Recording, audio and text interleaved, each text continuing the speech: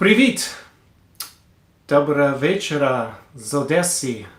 Greetings from Odessa on the shores of the Black Sea, and welcome to another Sunday show with me, Conor Klein. This is the New Europe Experience, and this evening we'll be exploring the power shift in Europe, on the continent of Europe, from Western Europe to a more realignment. It's not like that Central Europe, or we'll say what I dub New Europe, so Central Eastern Europe is going to overtake Western Europe completely anytime soon, but there is a major rebalancing of the economic power and the cultural influence, and really what's important, I know, for my viewership, quality of life on the European continent. It has been a process that began in earnest probably in the late 90s. We had the collapse of communism.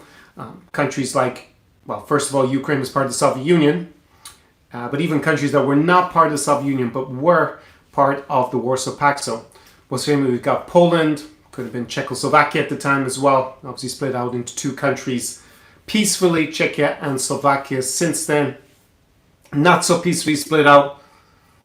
Yugoslavia, former Yugoslavia, had different status as well during the Cold War, so it wasn't quite as in Moscow's orbit as, say, Poland was.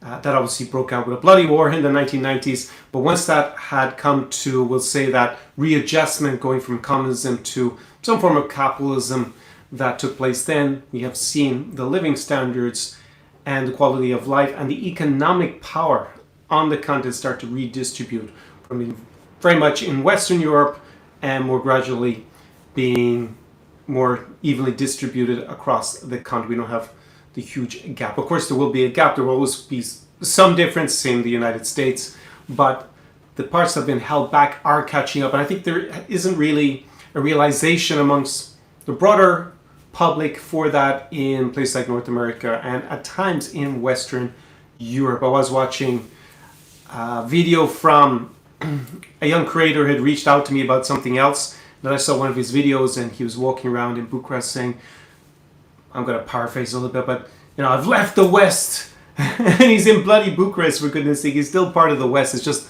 a different part of the West. He hasn't gone to, well, basically to Moscow. That would not be the West. I would agree with that nowadays. So, if you're new to this channel, my name is Conor Klein, and I host this show, and this channel is currently branded as the New Europe Experience. New Europe, you got a little bit of a flavor of what it is when I was describing there.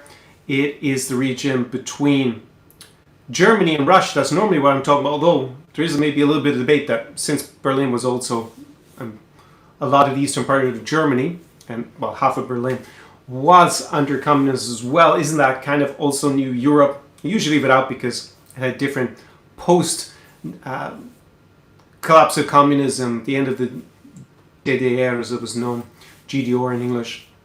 It was a bit different because it was unified with Germany, reunified with Germany, so basically got annexed by Western Germany voluntarily. It joined into one state and it already was part of the European Union automatically, so it didn't go through the same process quite like the other countries. And basically I help my clients with leveraging lifestyle arbitrage so they can get an advantage in this region. So most of my clients are what I describe as high-level men. If you don't exactly fit into that category, you presumably get value from these kind of live streams and the other content that I have on my channel in any case, but that is the focus. And basically I help my clients primarily, they start off being single men, and I help them with Latvia, Lithuania, Estonia, Poland, Moldova, Romania, here in Ukraine, in spite of the Russo-Ukrainian war. I'll have a few comments about that as well. And probably most interesting and most unusual with Kazakhstan, just off the Central Asian steppes, is a little bit different, obviously, than talking about, say, Romania or Moldova, to then talk about Kazakhstan, but it is a country I'm quite passionate about, and a lot of my clients share that interest. So often we go out there, and hopefully we'll be going back very soon. I was last there in October in Almaty, which is a fantastic city. So this Sunday show, we go in great depth. Actually, last Sunday we set a record for the longest live streams. I realized how long my phone can go on the battery Basically, it is apparently 3 hours and 55 minutes doing a live stream. So that's what we did last week. But we probably won't hit those heights on this live stream, but they've been going for about 3 hours. So normally, if you're new here and you're not familiar with the format, I would first run through a few things to set the scene for tonight's live stream. Also some housekeeping with this channel. And then I will give a presentation. You can write your comments and your questions down below. And there will be a Q&A section. And then I will give you some regional updates as well as some relationship updates as well as we go through it. So I've already set the tone a little bit for today's live stream with outlining the topic, which is this shift that's been occurring in Europe. So countries like Germany, France, UK, they're sometimes referred to as legacy brands for relocation and lifestyle, and basically the reputation of, say, countries like Poland or Ukraine or Moldova would have been seen very backward and a step down maybe 20 years ago. But however, that has changed quite dramatically, and for the certain people, not just guys, I would even think increasingly a lot of women as well, their advantage might lie in actually moving further to the Eastern Europe. I did do, as an update, I filmed 2 vodka podcasts this week. One with an influencer based in Poland, and another one, Selena McLeod. She's been on my channel before, back in 2021 when we met up in Kyiv. She's originally born in Ukraine but grew up in Canada, so she's Canadian, Ukrainian. And yeah, she's actually now based in Bulgaria, but been traveling a lot in Southeast Asia. So we had, I think, a pretty interesting conversation about Bulgaria here in Ukraine, also compare it with maybe moving to Southeast Asia. And obviously she is female, so that's also, although she does have family ties in Ukraine, so she was born in Ukraine, but at the same time she's also living in Bulgaria at the moment.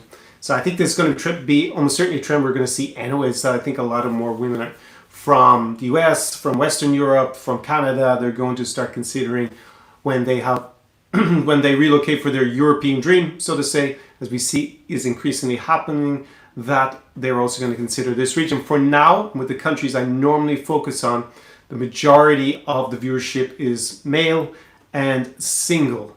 So the part that's not single normally have a significant other from the region. They got a girlfriend, they got a wife, they got a partner from the region. That's also why they're interested in coming here, in particular to Ukraine, even with the war going on.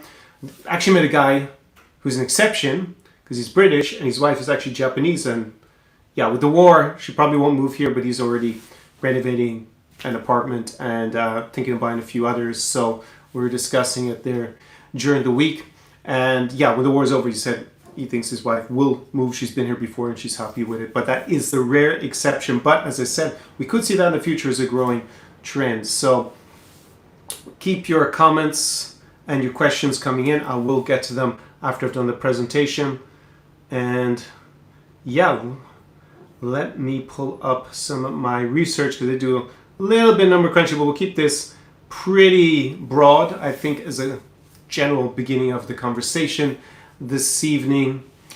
This channel, it's a bit more intellectual, especially this format, than you're probably going to see in other places on YouTube, where we look at the data, we see what the trend is happening. We also bring in a good bit of geopolitics, because that has become increasingly relevant to deciding where you're going to base yourself.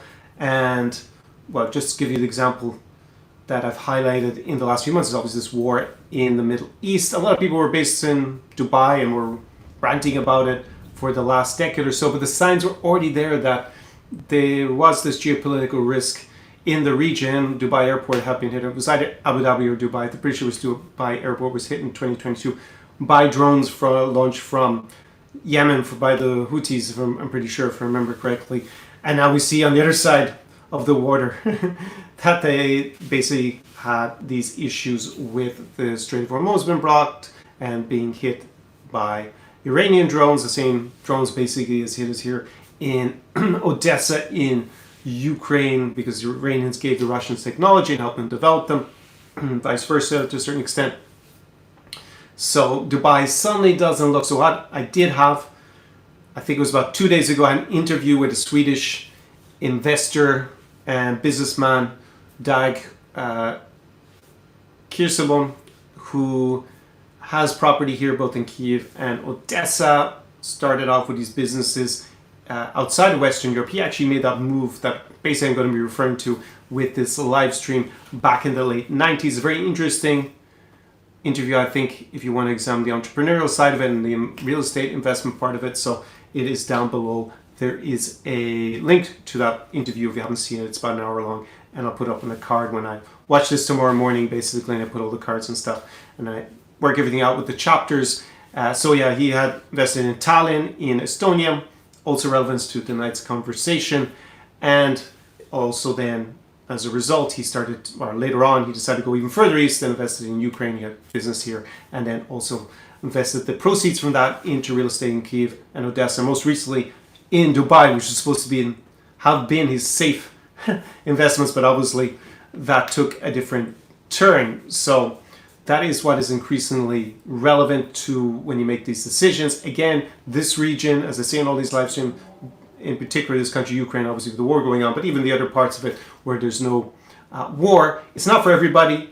This is a niche audience, and it's going to work really well for some people and for the type of guy I'm normally speaking to on these live streams. But for others, it's not going to be the place from they maybe be better off going to Southeast Asia or to Latin America or to Africa, or maybe just staying back in Western Europe or in North America, where maybe that might actually be the best spot for them. So that is one video that came out on the channel in the last week. Also, I had my summer 2025. I know it is almost into summer 2026, but we only edited up the footage and made the video in the last week. It is about Moldova, the neighboring country just up the road here from Odesa, about 4.5 hours.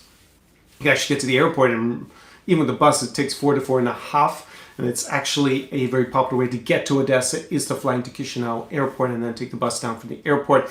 But you got a little bit of an introduction, if you don't know much about Moldova, not only to what it's like with coming for the first time. Interviewed a Brazilian YouTuber, Miguel, who I met when I was there. I actually saw him filming on the street. I didn't explain that backstory in the video, and heard him speak in Portuguese when he's filming stuff. So we chatted a bit, and then he gave his initial reactions to arriving in Moldova. And then you had another entrepreneur, an Austrian entrepreneur who is based in Chisinau, has a business there, a startup. And then you have also the bar/gym production, that very renowned place in Chisinau, with a Danish entrepreneur that's also with another co-founder who is Moldovan. And you got to see some of the pulsating nightlife of Chisinau in Moldova. So you got a good broad spectrum of insights, about half an hour long. If you were considering going to Moldova, maybe it's the best video on YouTube that's recent. That'll give you some good insights about what to expect. Normally my summer vlogs are very nightlife heavy. That's what I had in 2022 and 2023.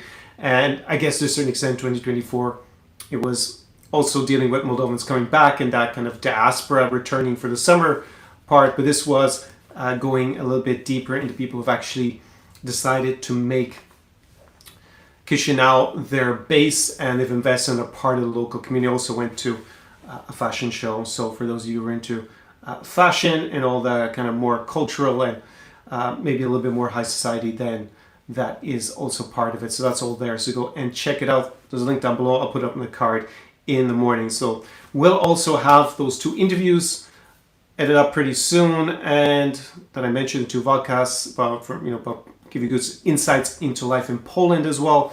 And there's going to be a new video setting you up for summer in Odesa in 2026. So let me give you a quick update on the situation here.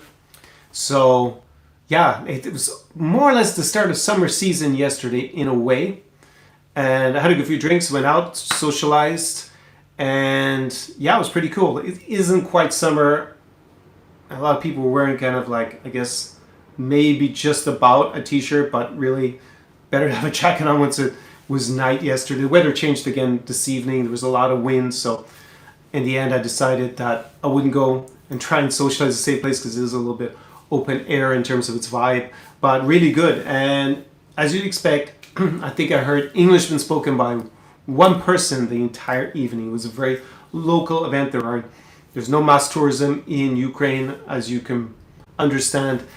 Because of the war, but basically international tourists don't come here, so it's just domestic tourism and locals. And yeah, it was interesting. It's a very good vibe at it. And there's going to be a new venue that opens in about 2 weeks, so I'll go and check that out for sure. I am really convinced that this is going to be a great summer here in Odesa, in spite of everything.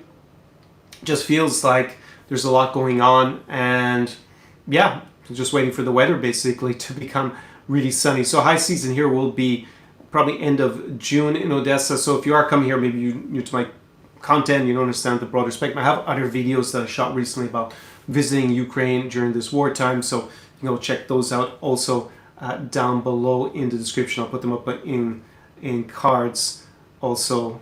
Just make sure there's nothing urgent there.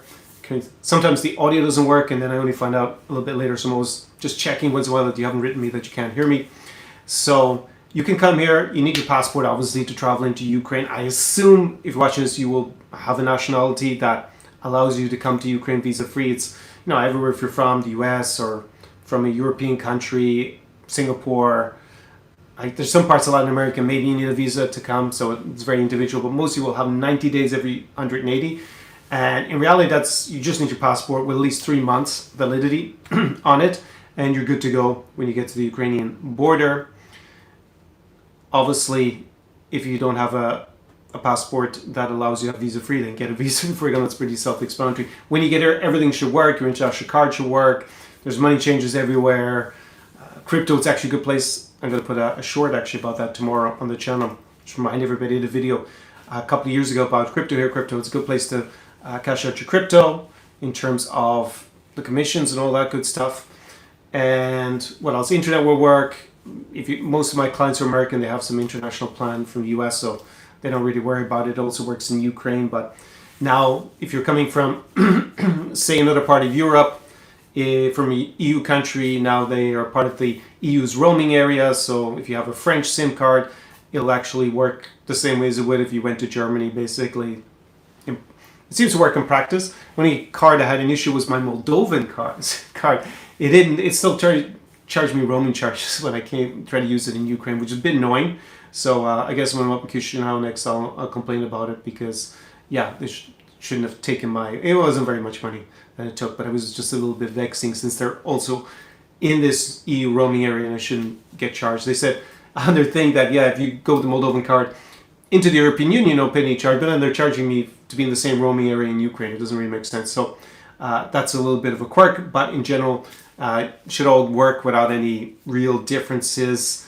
And yeah, basically you've got curfew here in Odesa, so yeah, most places are going to close at 10:30 if you're out socializing. So people start very early compared to before. Cities like Lviv, which is close to the border with Poland, there it's more relaxed on the curfew. So I've kind of partying there until like 3 a.m. in the morning, and it's fine as long as you're just coming home. There's no real issue, at least when I was there last May.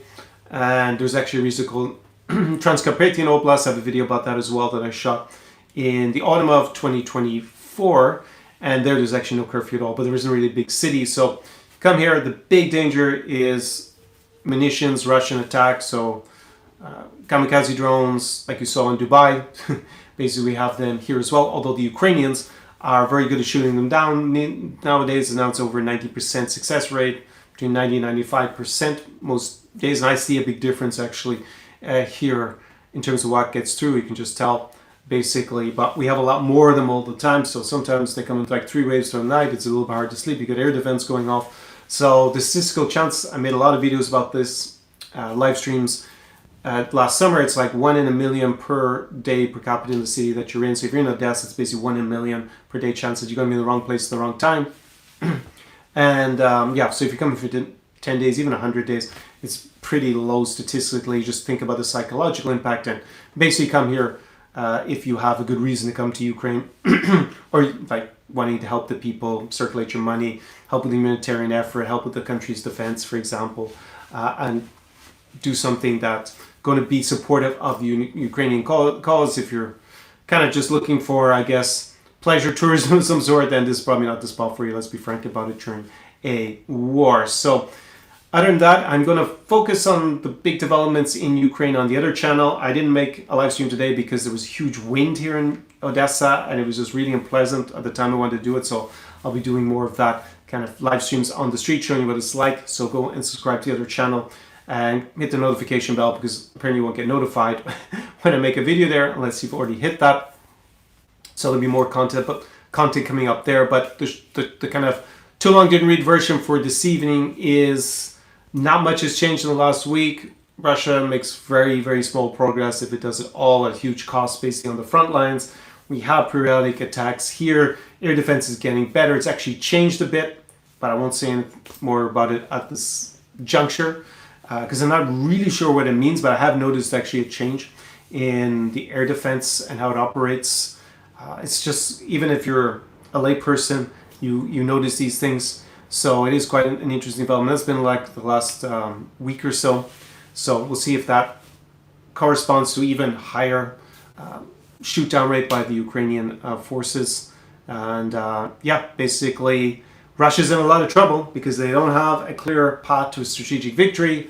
So far, they occupy an extra 10% plus or minus percent or so of Ukrainian territory than what they held in 2021.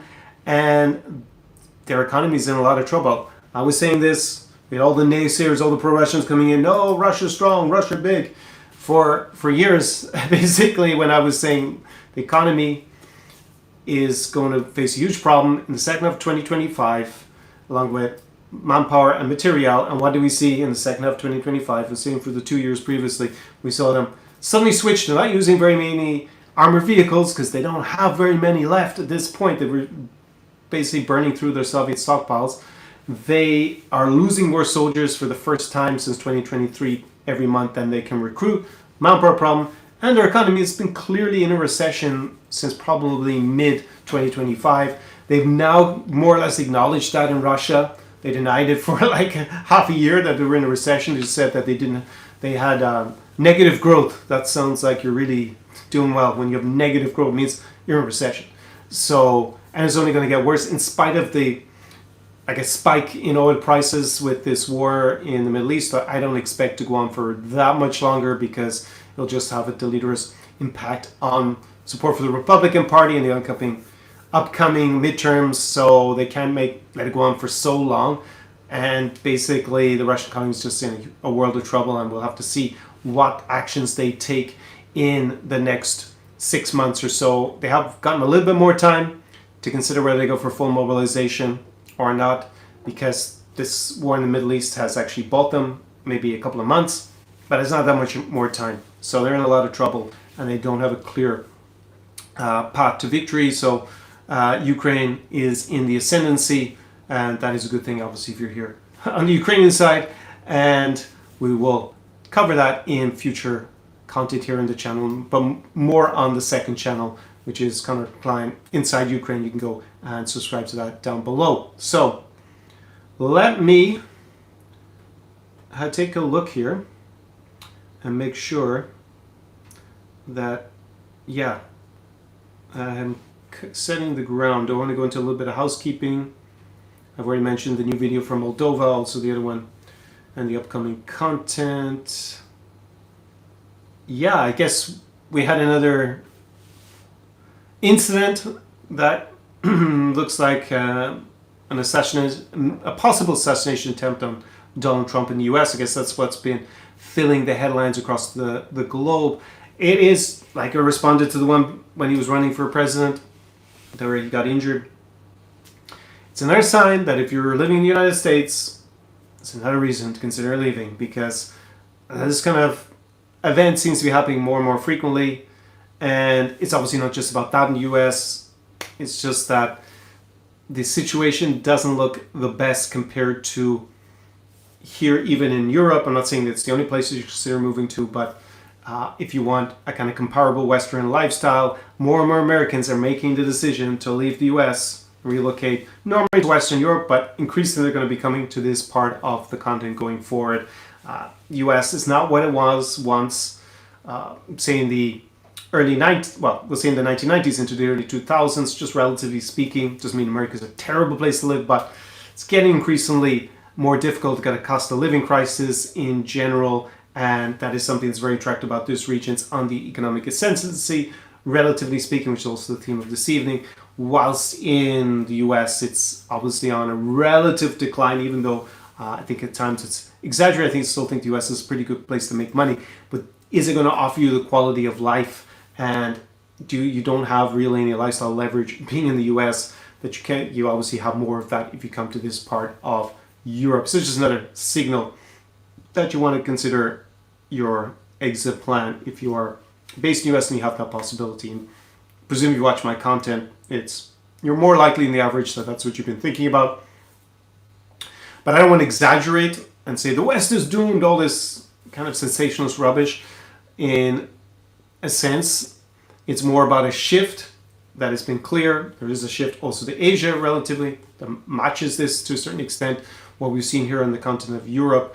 And it's more that North America and Western Europe have stagnated to a certain extent. There are obviously more mature economies. We're talking about the bigger ones because there can also be smaller ones that are also doing very well. But in general, if you look at the UK, Germany, France, Spain, Italy, they're mature economies.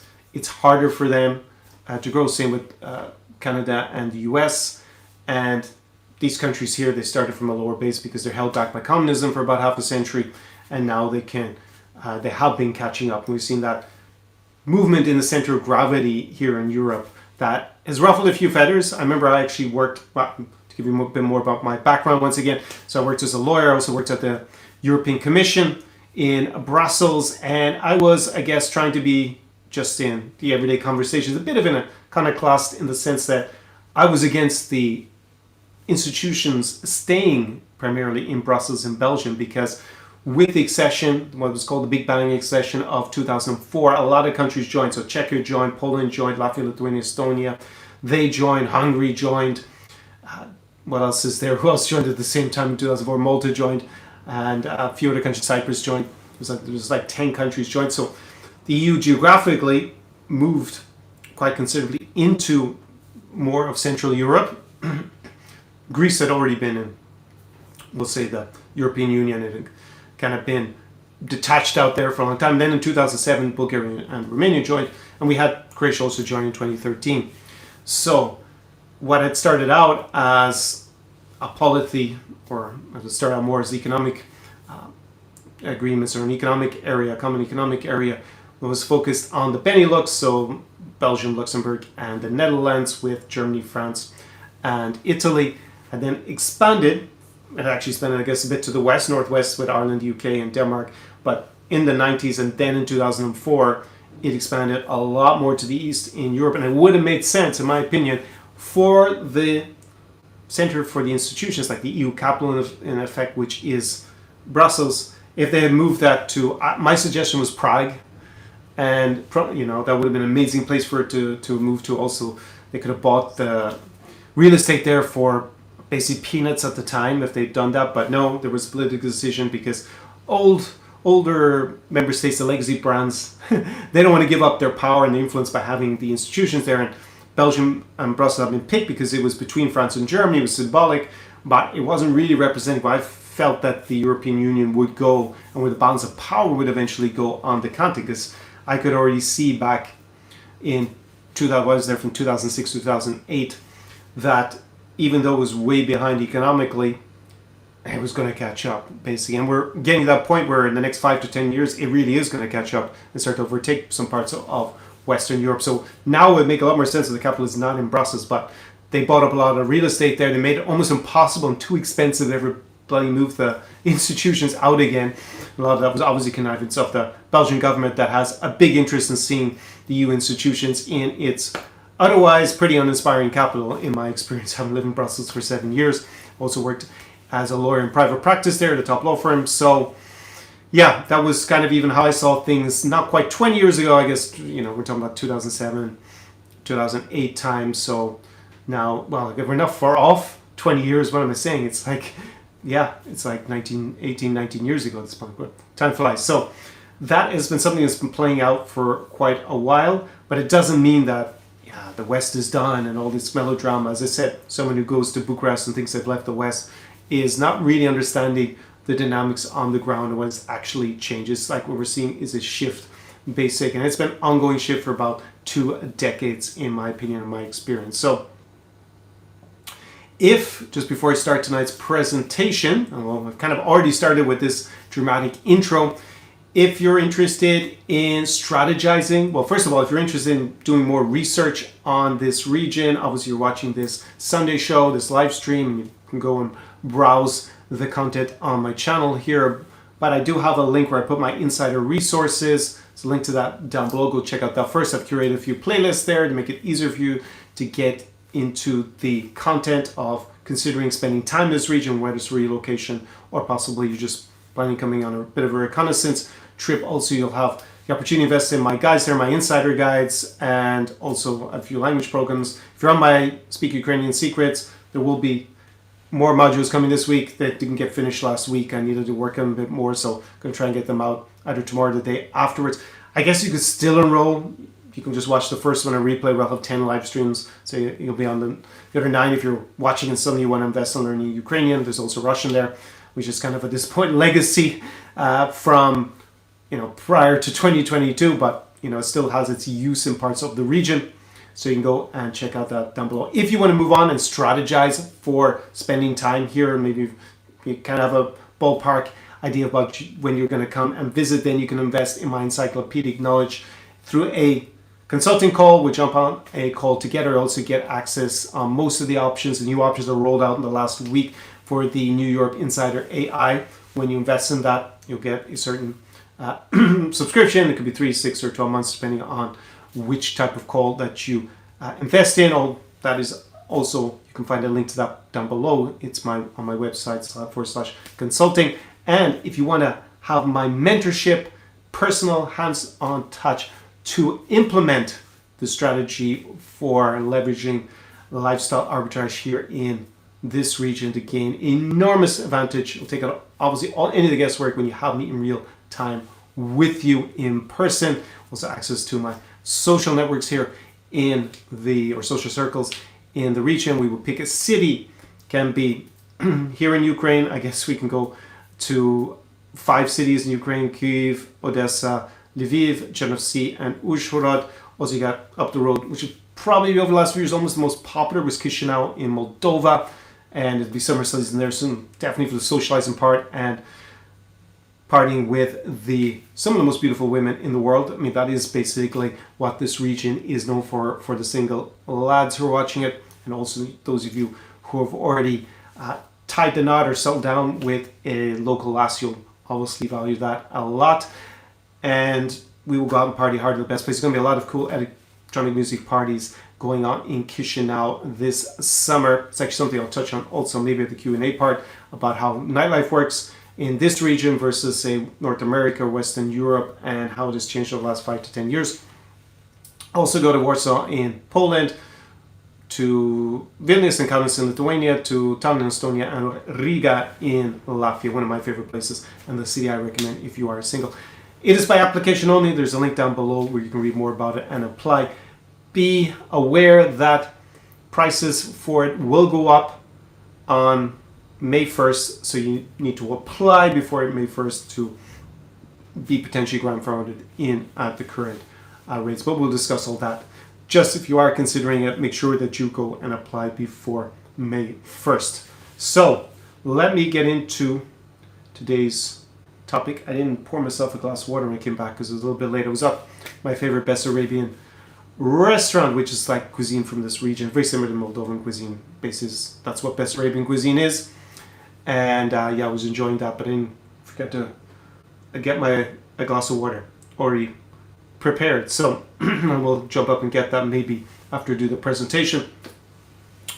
When we're talking about like Western Europe, I think I've already seen a certain amount, just to a certain extent already, but we're talking about France, we're talking about United Kingdom, even though I left the EU.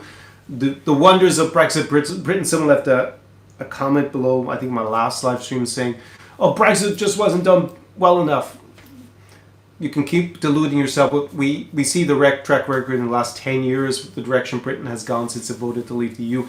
It hasn't been pretty. So that is probably the country that I think from out is cited the most in Western Europe as being on the decline.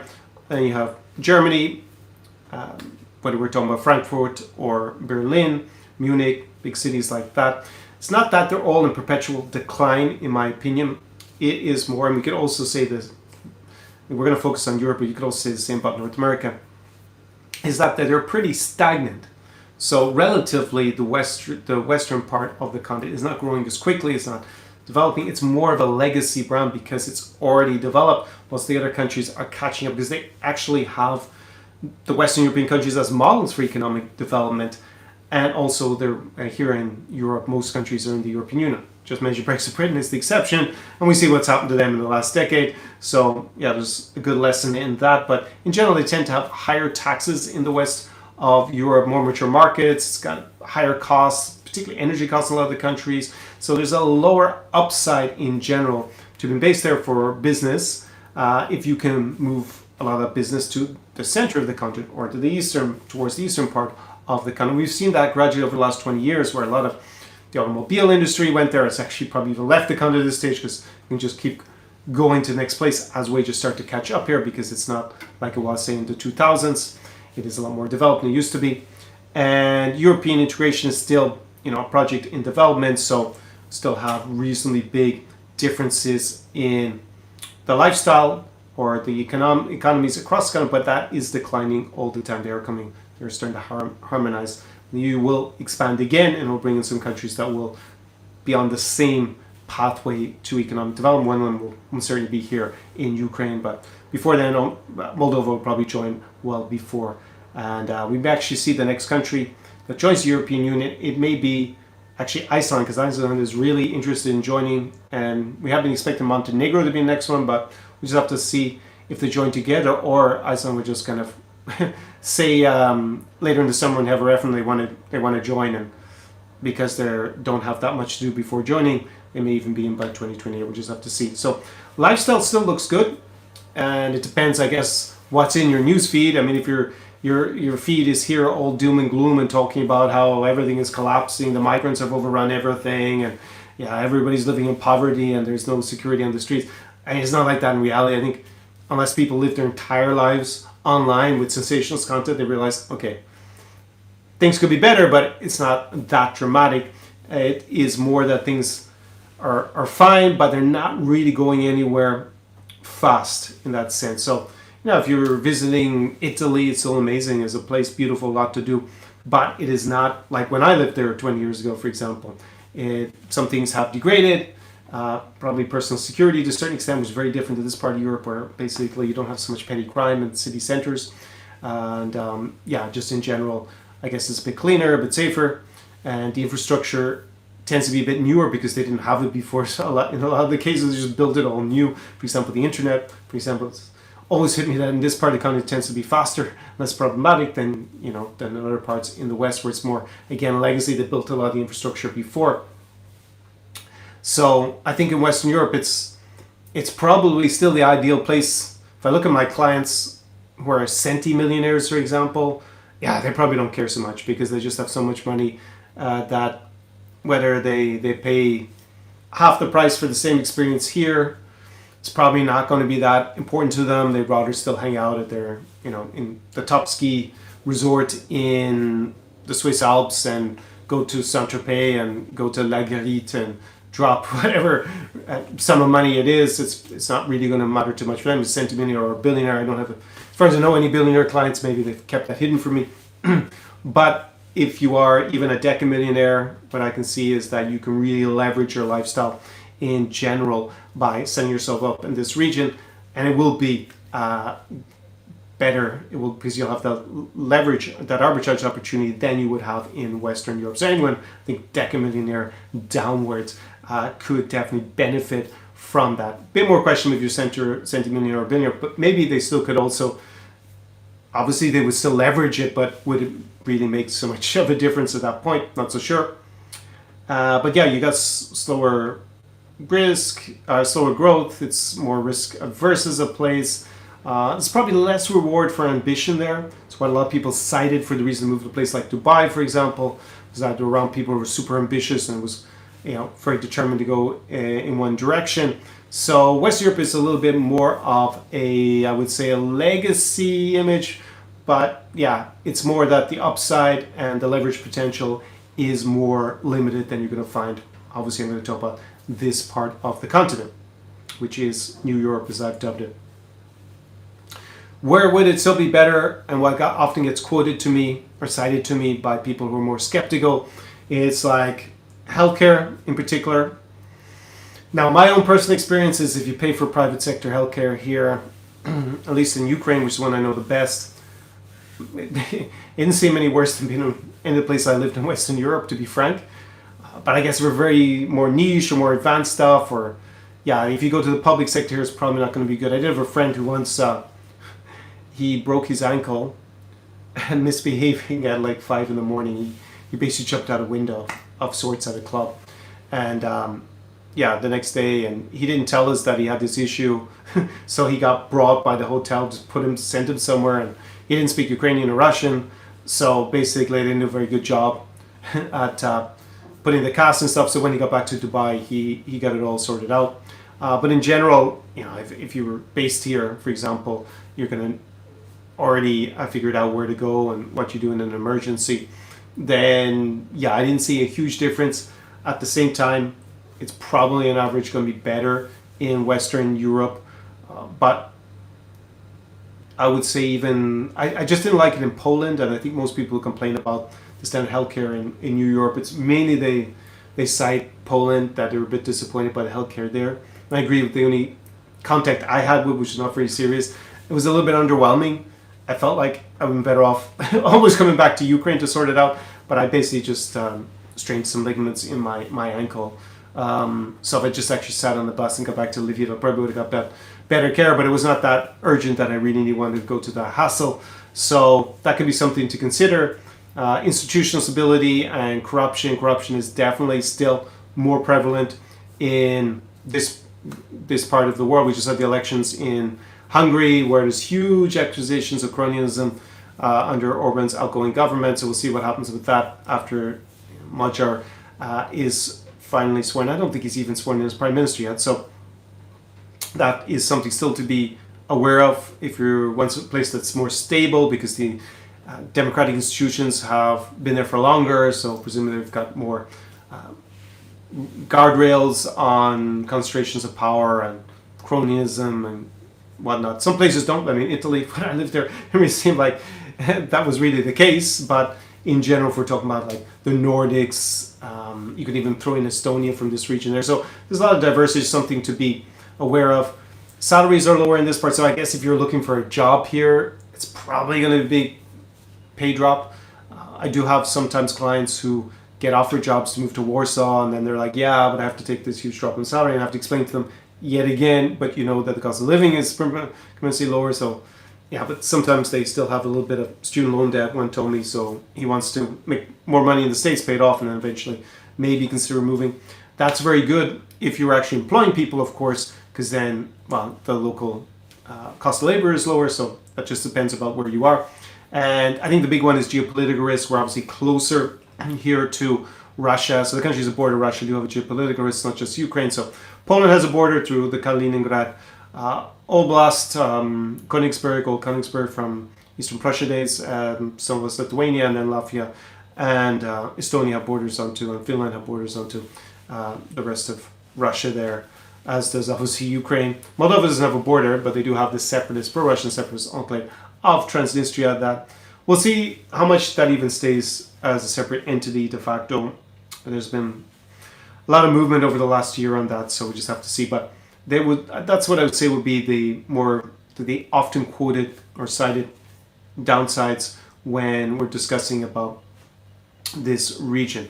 And I've already touched on a little bit the direction, so we have faster growth rates here. It's really interesting because I remember when I was at the law firm before I went to the European Commission, so this would have been probably late 2007, it could even have been early 2008 because I left in I think it was February 2008 to go to the European Commission.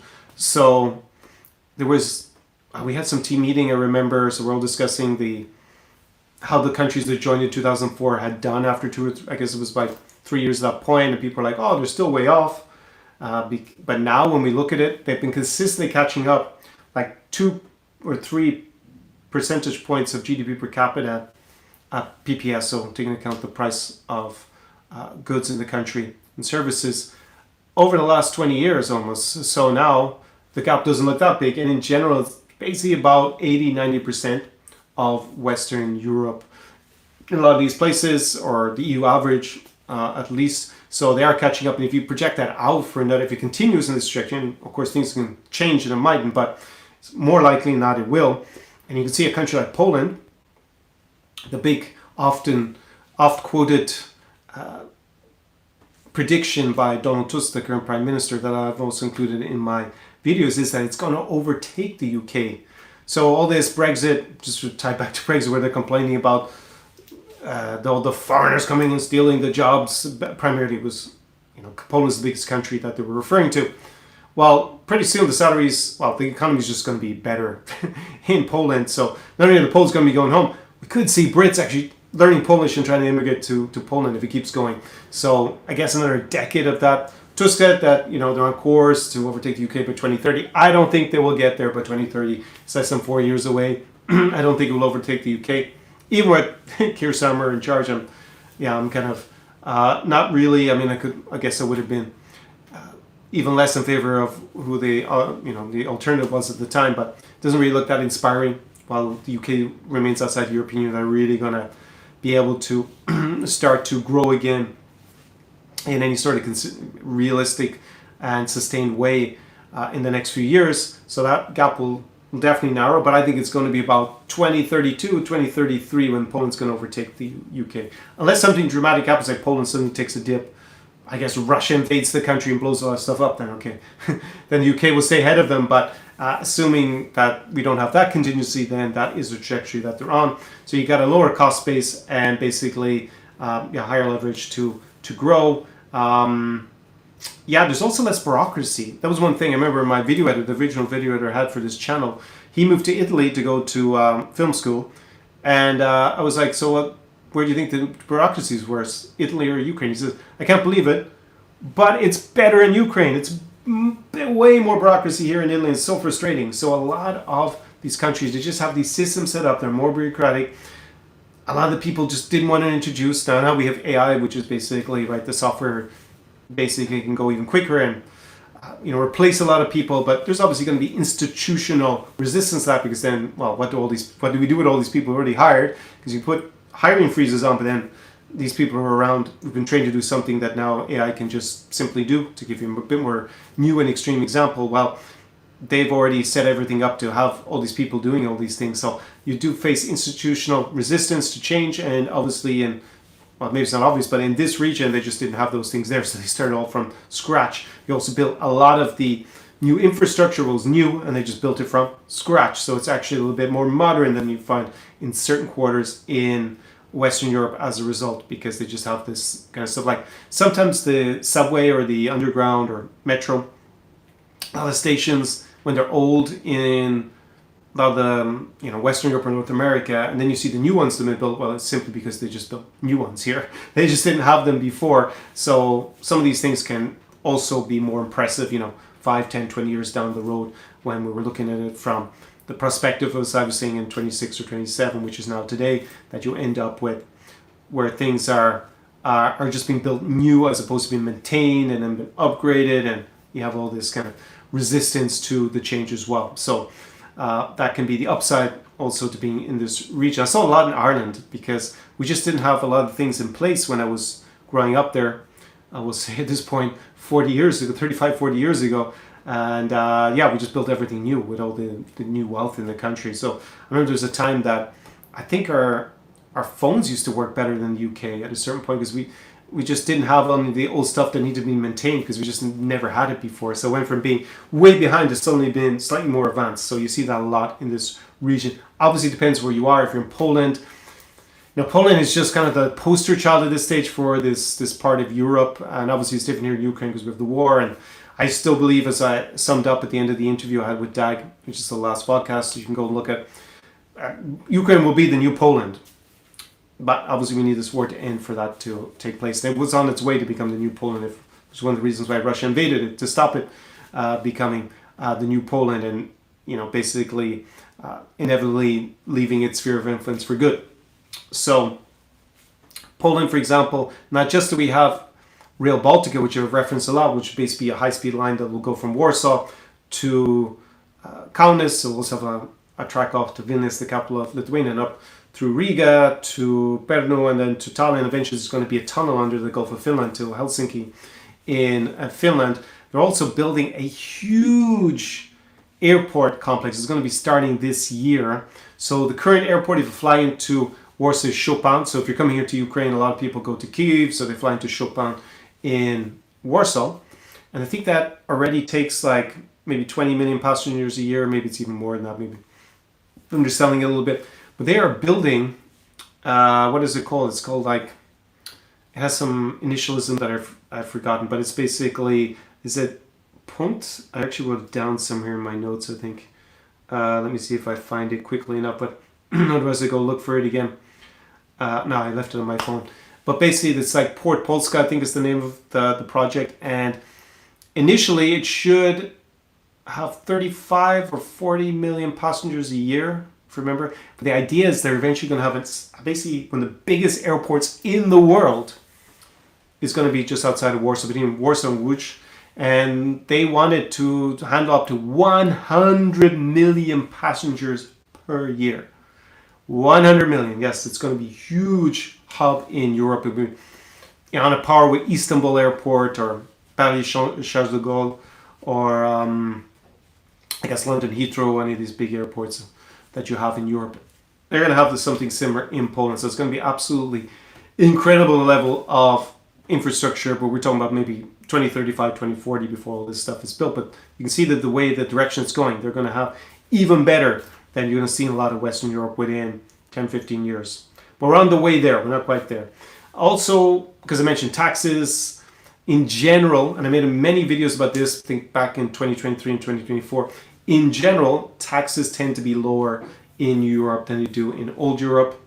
So, just also maybe the history with democracy, that democracies just tend in general to vote for more taxes over time, whilst they haven't had democracy for as long, so they're not as far along. So if lower taxes are important to you, then yeah, it's not a tax saving. I'm not saying that taxes are 2% here and then 50% in Western Europe. No, they're going to be probably 30% versus 40%. Although you do have Bulgaria, which was in the interview with Aline McLeod, and yeah, there is a 20% or is it even less than 20% taxes. So it was very attractive for her, and that's why she actually set up in Sofia in Bulgaria. But that'll be in the interview that we will have on the channel in a week or two. So stay tuned for that. So yeah, also less bureaucracy, lower taxes, and if you're more ambitious and trying to leverage to get ahead and you have the flexibility, obviously you need to be to a certain extent location independent to be able to set yourself up, then you can really have a lot more opportunities in this part of the continent than you would have in the western part of the continent. If you want to, obviously you can look at the interview as I referenced with Dag about that, because he set up businesses in Estonia and then in Ukraine. And if you just think of Skype now, it's like defunct, but that was actually first launched in Estonia. It was probably about 20 years ago. So the team for that, if I remember, they actually came from Sweden, I think, and they just set it up in Estonia because they felt that, it would be more advantageous, low cost of labor, highly skilled, lower taxes, more screaming out for ambitious young people to come and build stuff there. So once you have seen a lot of people from Central and Eastern Europe move to Western Europe because they take jobs and obviously the salaries are higher, and especially in the European Union, if you have an EU passport, you don't need a visa, a work visa or anything like that. You can move. Obviously a bit different for Moldovans if they don't have an EU passport. Actually, most of them do at this point. And here in Ukraine, they have a de facto the same status with the EU's temporary protection directive. So I guess that's, yeah, we don't want to be looking at Albania or Serbia or somewhere where they still need a visa to work when they go westwards. But now you see a lot of people as well who spend, I see this so much in Moldova, they've actually worked in Dublin for like 5, 6, 7 years, and then with the skills and the capital they build up, they come back to Moldova and they start up new businesses. using that know-how. So you have a lot of know-how transfer off the continent that's coming back as well. So it's a lot more dynamic. The big, I guess, I've already addressed this geopolitical risk, I guess, outside of the other small things about healthcare or whatever, but geopolitical risk is the biggest constraint at the moment, and what makes it, and I discussed that also in the interview with Dag about, well, there's way more of an upside here, but you do have more geopolitical risk. It is factored in a lot to the markets already. So if you're looking at real estate in places like Latvia or Estonia, basically the prices are even lower than they would be because of this geopolitical risk. So it just depends on your risk tolerance and what you see as the most likely outcomes of Russia's revanchist, aggressive imperialist behavior. Does that mean they suddenly start attacking Tallinn, or you say they're not going to do that, so therefore it's underpriced Tallinn, and when it becomes obvious to everybody that's not going to happen, obviously the price goes up. So you can, especially Latvia, I think that's why you see in part why the price is so low. Also because they had a lot of depopulation over the last 20 or 30 years. But I feel it's almost certainly going to start to reverse because the economies are growing so fast. There is going to be more immigration to this region in the next 5 to 10 years, 20 years. I guess if you hate immigrants, you're just xenophobic, even though you would technically be an immigrant yourself. But there are those people, and they make videos all the time screaming at the migrants to Europe when they've actually come from the US as a migrant, and half of them don't even have proper visas in the past because they're using this Polish loophole that's been closed. But yeah, I guess there are people like that. But in general, I guess if you don't want to live in a country which has a lot of people from other countries, when you would be one of them, then I guess don't come here. But then again, they're already in probably your home country anyway, so I don't really see the big difference. But if that's one of the reasons you're moving, like you think, I guess it's Poland sometimes represented as having no migrants, no immigrants, when it's got a huge number of immigrants, not just from Ukraine and from Belarus, but increasingly from Central Asia, the Caucasus, and other countries, because they are growing so fast that they want to keep their labor costs reasonably competitive. So they're actually bringing people in. I think I referenced last week, there was a bit of furore in Moldova because now they've started to import labor there from, I think it was Nepal. They had a few hundred immigrants come, which, if the immigrants come from, say, Tajikistan, maybe people, because they're more used to people from that region, like because they were in the Soviet Union, Moldova, maybe they wouldn't think so much about it. One of the trainers at my gym is from that region, for example, here in Odesa. And but I guess because they're from somewhere else, it's kind of new. So those are some of the things you're going to see going forward. So who is actually positioned to do well from this shift? Like if you really want to live in London for the rest of your life, I think actually it's not a bad place if you're a single guy. In spite of what everyone says here on YouTube, everyone else will watch, it's got a great ratio for women to men between the age of 20 and 35. It's actually the best city in Europe if you're a single guy from that point of view. And there are women coming from all over the world basically, because it still has this legacy brand attraction of going there, right? It's still a big mecca that a lot of successful, ambitious, or just beautiful women want to go and hang out in London. So maybe that's where you want to stay. Maybe you want to hang out in Berlin, which is increasingly an international city. I think that's really the thing maybe that I should point out. Like cities like Paris, London, it's going to be the same in New York, increasingly Berlin. They're kind of these international cities where you can kind of hang out in a foreigner bubble. Even though they're wealthy countries and they're obviously, you don't have the leverage really on the cost of living. It's as expensive as it's going to be. But they do obviously in the UK, the official language is English, but increasingly, I guess in Paris, you could just go around speaking English, definitely in Berlin. Just hang around with other foreigners who are there or were kind of drifters, and there's just a huge number of them. There's kind of a lot of industries that are based there, or global thinkers that want to go to these big cities. And, there's probably more conferences on different topics, especially the more obscure it becomes your interest. So maybe that kind of city is more for you. You're not really interested in moving somewhere and integrating and having a more, shall we say, national or local cultural experience, then it's probably going to be better for you to stay in Western Europe. If you're coming to Europe, I think the weather is also a factor. Whilst part of this region is super nice, especially in the summer, you don't have the Spanish weather on the coast or Greece, I guess, in such abundance. And it is it can be cold in the winter. I actually like the cold for a couple of months. Could do with it not being 5 months of the year, but maybe 3 would be better. probably taking a month off and going somewhere it's sunny is always a good idea. But if that's a priority for you to be somewhere it's sunny all year round, and maybe this is not the region for you, I guess you could go to somewhere like Albania, because we don't include Greece in this region, but the climate is pretty similar in Albania. So we kind of call that New Europe for now. There are other minuses about going to Albania. It's very popular with Americans because you can get basically 1 year visa free there. And there are some very nice cities in Albania. I've been there once. Local culture, it wasn't my scene. I think it's very hard to integrate into Albania. And then how many other foreigners live there? Probably not so many. So it might be very difficult for you if you don't have, say, obviously if you have an Albanian partner and that's a different story. But if you go there on your own, if you go there as a group who are foreigners, it might be a bit tricky.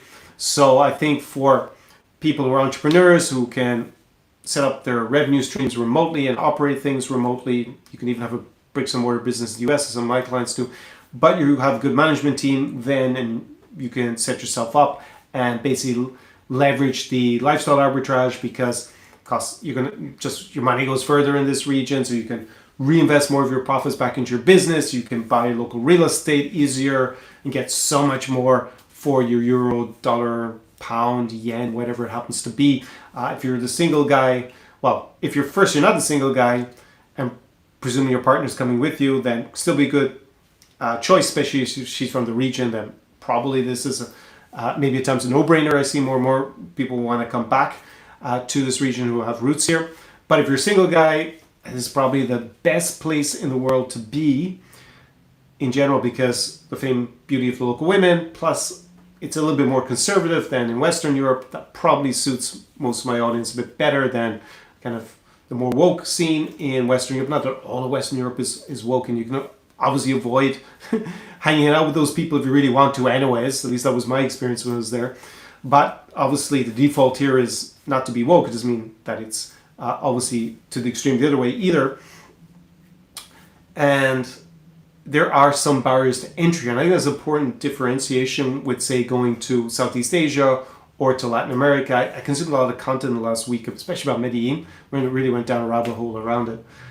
From every point of view, from passport bros to even the marriage agencies has part of the business there, the one from that also was in Ukraine before, and also people who do the same me at a more high-level audience. You also have that from Medellín, and yeah, because there isn't the kind of same barrier to entry in terms of the price point that you have, especially now in Poland and say in Europe Baltics. While it's better value than being in Western Europe or say in Stockholm, it's not pennies on the pound or cents on the dollars that every Tom, Dick, and Harry can let you rock up and feel like a rock star, which might be the case in a lot of Latin America and in Southeast Asia. That's pretty good for the guys who are, say, above average. They're definitely going to do very well. If you don't, obviously, if you're struggling financially in the US or in London, is it going to be? It's not going to be, even with a remote job, it's not going to be that much cheaper that it's going to be life changing to move to, say, Warsaw. It'll be a bit cheaper, and your money will go further. But yeah, it's not going to be that kind of scene. And then the local girls, they're not desperate here for a foreigner waiting for some guy to show up waving a British or an American passport or a Spanish passport these days in general. Of course, you do have some women like that, as you have everywhere, but it's not the same scene as what it seems to be, from my experience, having been a lot in Latin America and to a certain extent in Asia. But what I see with this kind of passport bro movement, this is not really a region for passports. They probably would come to Ukraine if it weren't for the war, because the prices are kind of low enough for them. But if you watch my live stream from last week, you'd realize that after this war is over, the demographic bounce is not going to be in favor of, it's not going to be good for single men who are foreign who come here at all, because there are so many single women left, a lot more than single men here. And in spite of obviously the casualties in the war, it will not balance that at all. And there will be so many foreign guys who are going to flock in here post-war that it's just going to put the balance completely male heavy. And actually, we think with the reconstruction, if you think about it, they're going to rebuild a lot of the country, and you're just going to need a lot of men to do that. So there's going to be a lot of foreign men to come and work in that. Plus, there may be foreign troops here. There could be tens of thousands of foreign soldiers. Guess what? They're also going to be looking for the local ladies. So yeah, that is not a place for that. At the same time, because the war, they don't come to this region. I guess price point, they could go to Albania, but it doesn't seem to have that kind of passport bro vibe about it. So whilst it is a great place to be a single guy, it really rewards guys who are more integrated and have a little bit more money than the average, I would say, have a bit more resources than the average in Western Europe or North America. They're really going to be able to leverage the lifestyle advantage here and do really well, in my experience, once they obviously have the right mindset and invest in their own skill set to do well, whether it's in business here, investing, networking, and obviously on the dating scene as well. So I think, just to sum it up, like, there's nothing terrible. I don't buy into this that the West is falling and Western Europe is doomed and all this and stuff. It has problems, some of them caused by recent immigration, for sure, since in the last 15 years. I think that's changed some parts of the continent, not for the best, but there is going to be rebalancing on that, I think, inevitably anyways. I think the real key is to realize that the markets there are more stagnant. Things don't move as quickly. So if you're ambitious, you have the ability to deploy your capital easily, and then definitely for the medium to long term, this is a great part of Europe. It does have risks, as I've said. Main one is basically geopolitical, and that's already factored in the prices of most things in any case. Definitely here in Ukraine, if you want to buy real estate in Zaporizhia, believe me, you're getting it for probably about half the price you would have in 2021 almost at this point. Well, it's not quite half, but it's getting there. And yeah, so, you know, is it a 50-50 chance that your apartment get hit by a Russian rocket? No. So just think of the upside, just to give an example. Same in Latvia and Estonia. The prices should be a lot higher, but because of the geopolitical risk, foreign investors haven't been as keen about investing there in the last few years. But there's a lot of stuff going on, especially with this waterfront development by people from the Emirates in Riga. It has the potential to be really a huge hub in the region. So I would say, all in all, that getting in early is only really possible today in a place like Ukraine because we have a war. I would say you're getting in kind of midpoint on the trajectory if you go to Poland, if you go to Latvia, Lithuania, Estonia, if you go to Czechia. You're not starting like it would have been 10, 15 years ago where, you know, real estate and stuff probably was, I'm just going to make it simple by saying it was half. I have to look up exactly how much less it was, but obviously you're not getting in at the very bottom of the upward trajectory when it started to accelerate, but you're still getting in early compared to direction it's going in. And for now, it really offers an attractive location for living in Western Europe. And the center of gravity, as I said, has been moving further eastwards across the continent over the last 2 years. Just as a maybe interesting aside, the way the European Union actually works is part of the voting mechanism. It's called qualified majority voting. This is going to be a little bit geeky. Basically, you need, I think it's a 62 or 64% at the moment, the percentage. But basically, you have a percentage of the countries all vote on something, and their votes are weighted by the population of the country, and it has to be a minimum to get things through. So think about it. As the European Union expands and enlarges further, which direction is enlarging? Surprisingly, we may actually have Iceland come in, but Iceland's only going to have, I think it's like 300,000 people live there. So that's not going to really push the balance that much back towards, we'll say, Western Europe. But look at this country. Its population pre-war was about 40 million. Okay, we'll say that maybe post-war it won't be as big. We'll say it'll be 30-something million.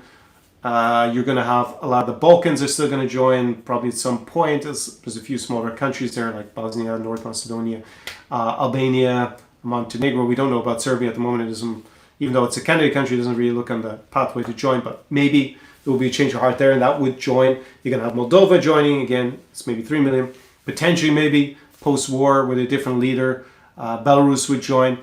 That's going to change also how decisions are made at the European Union level.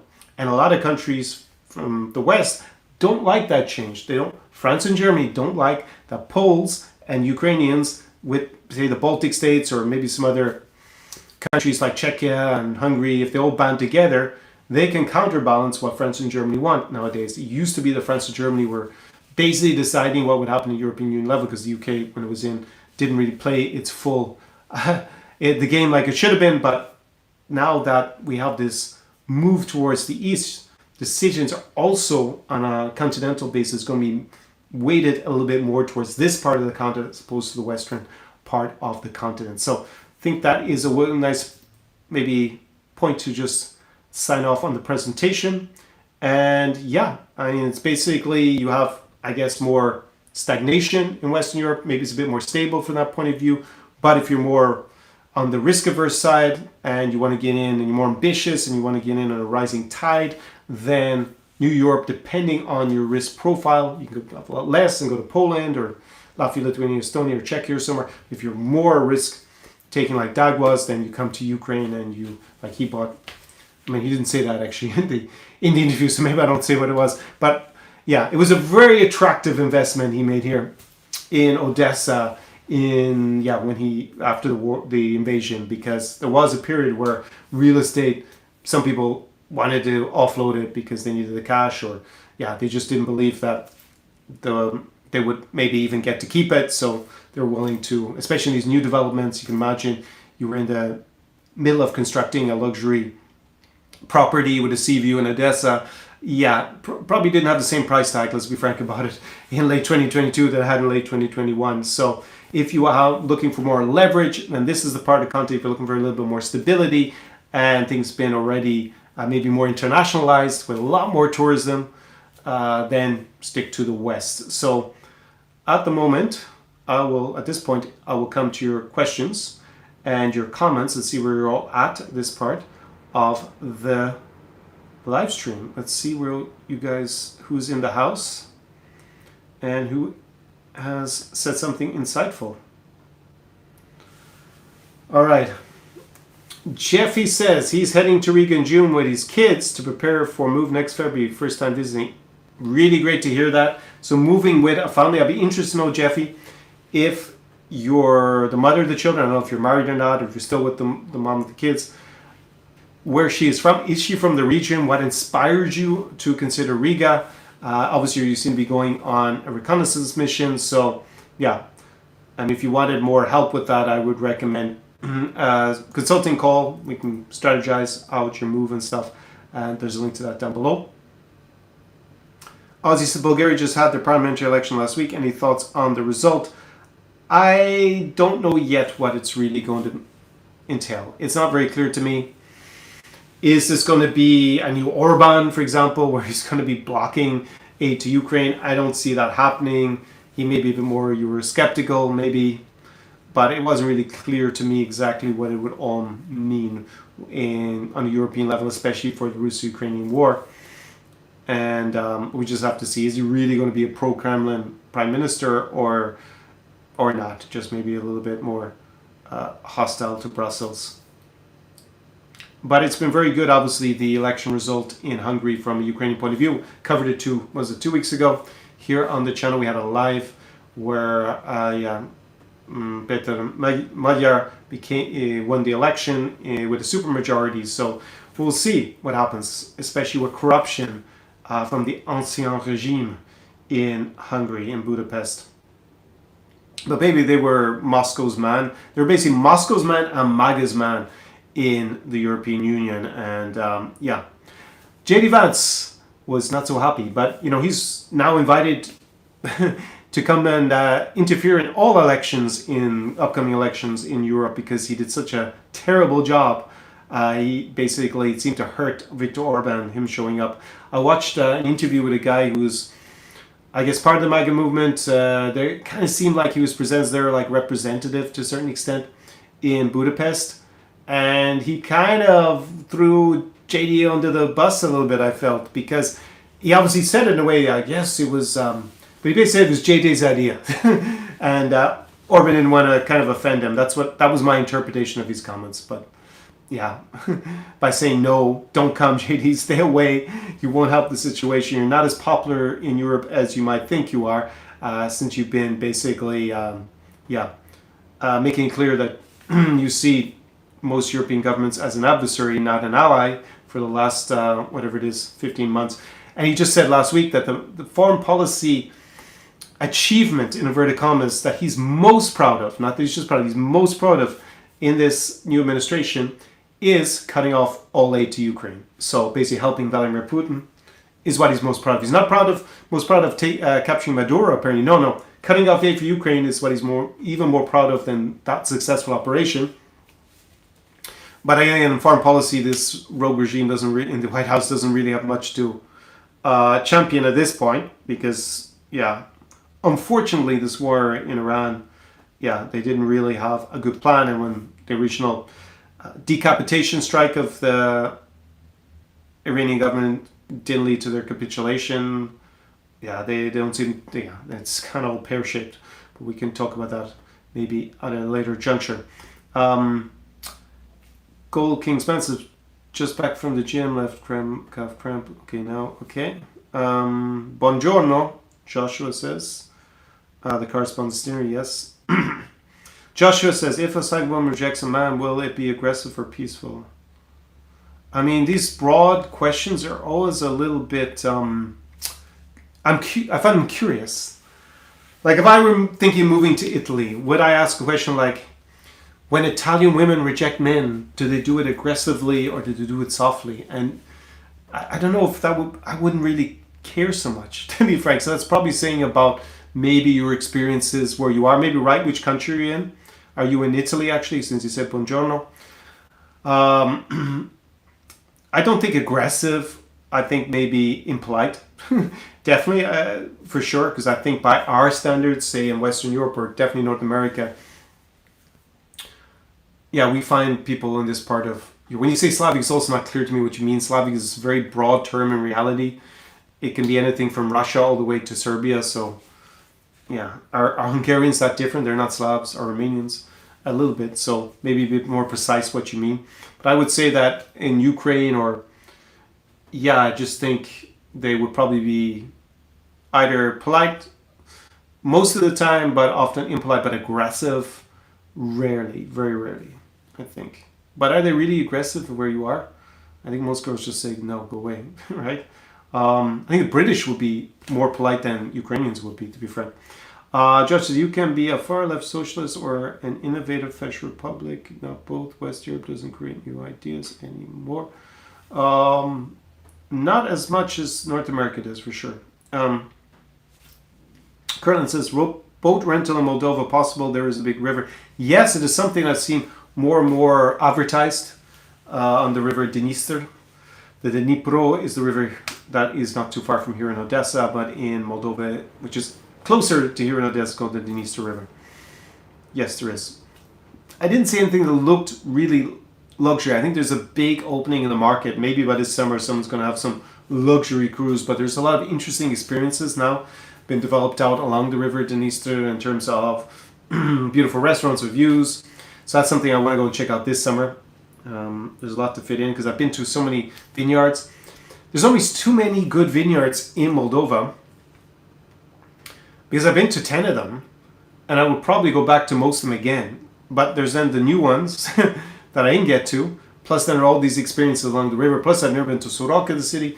Maybe I need another 2 months again this summer in Moldova to be more strategic about what I'm going to film and experience so that I get more of it for the camera. We had so much amazing nightlife footage for this year. We only used a fraction of it, really a fraction of it, because it wasn't the main theme. But my video editor said it was like the most I had from anywhere ever by a landslide. She said used so much good footage, and I was like, well, it's not really the main theme of this summer's video, this year's video from Moldova. I'm going to make a lot more videos. I already have them plotted out on a board, so probably 4 or 5 videos, maybe even this summer from Chisinau, from Moldova. And we can use a lot of the B-roll. I've already filmed probably all the B-roll for the nightlife already, but we'll get new stuff. I'll get new stuff. My editor can edit it up. Gold King Spencer's got a cheesecake from Iceland. Okay, UK. It always jumps. Let me just put this on full screen.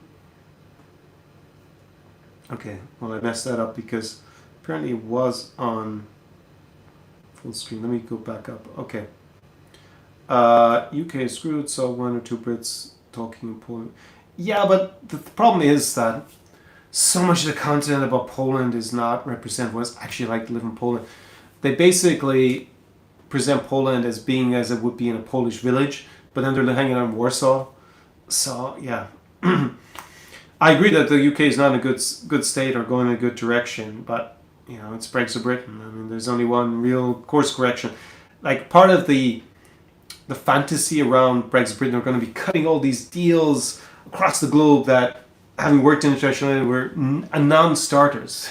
It would be easier to get all these fantastical deals by remaining in the EU because the EU is a huge behemoth in terms of negotiating trade deals. Why you would leave it if the main idea is to negotiate better trade deals? This was always just a load of baloney. But the other thing that promoted, we can have a special deal with the US, now that the relations between Trump and the UK are so bad that you saw probably the leaked, it's not official policy by the US, but they're basically looking at even undermining the UK in the Falklands Islands. So yeah, the whole idea that Nigel Farage, if he were to win an election, is suddenly going to be negotiating these deals with Trump, no one's going to buy it. So yeah, I think until they sort out rejoining Europe properly, economically, there isn't really a good option for the UK to improve.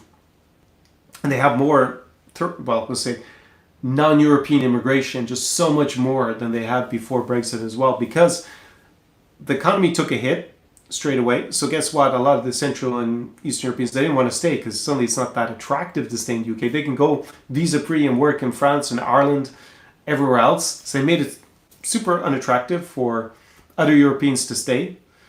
And that was the whole thing, was to get them to go away. I never really understood it and replace it with people from outside of Europe. Kind of a bizarre choice, I have to say. And now they're all complaining about it. But anyways, we'll move on. I don't want to have a soapbox for an hour about Brexit. Without having recourse, hey Conor, have you spent time in Georgia? The 1% tax on visa regime can do a border run every year. Make it quite appealing. The current government, not so much yet.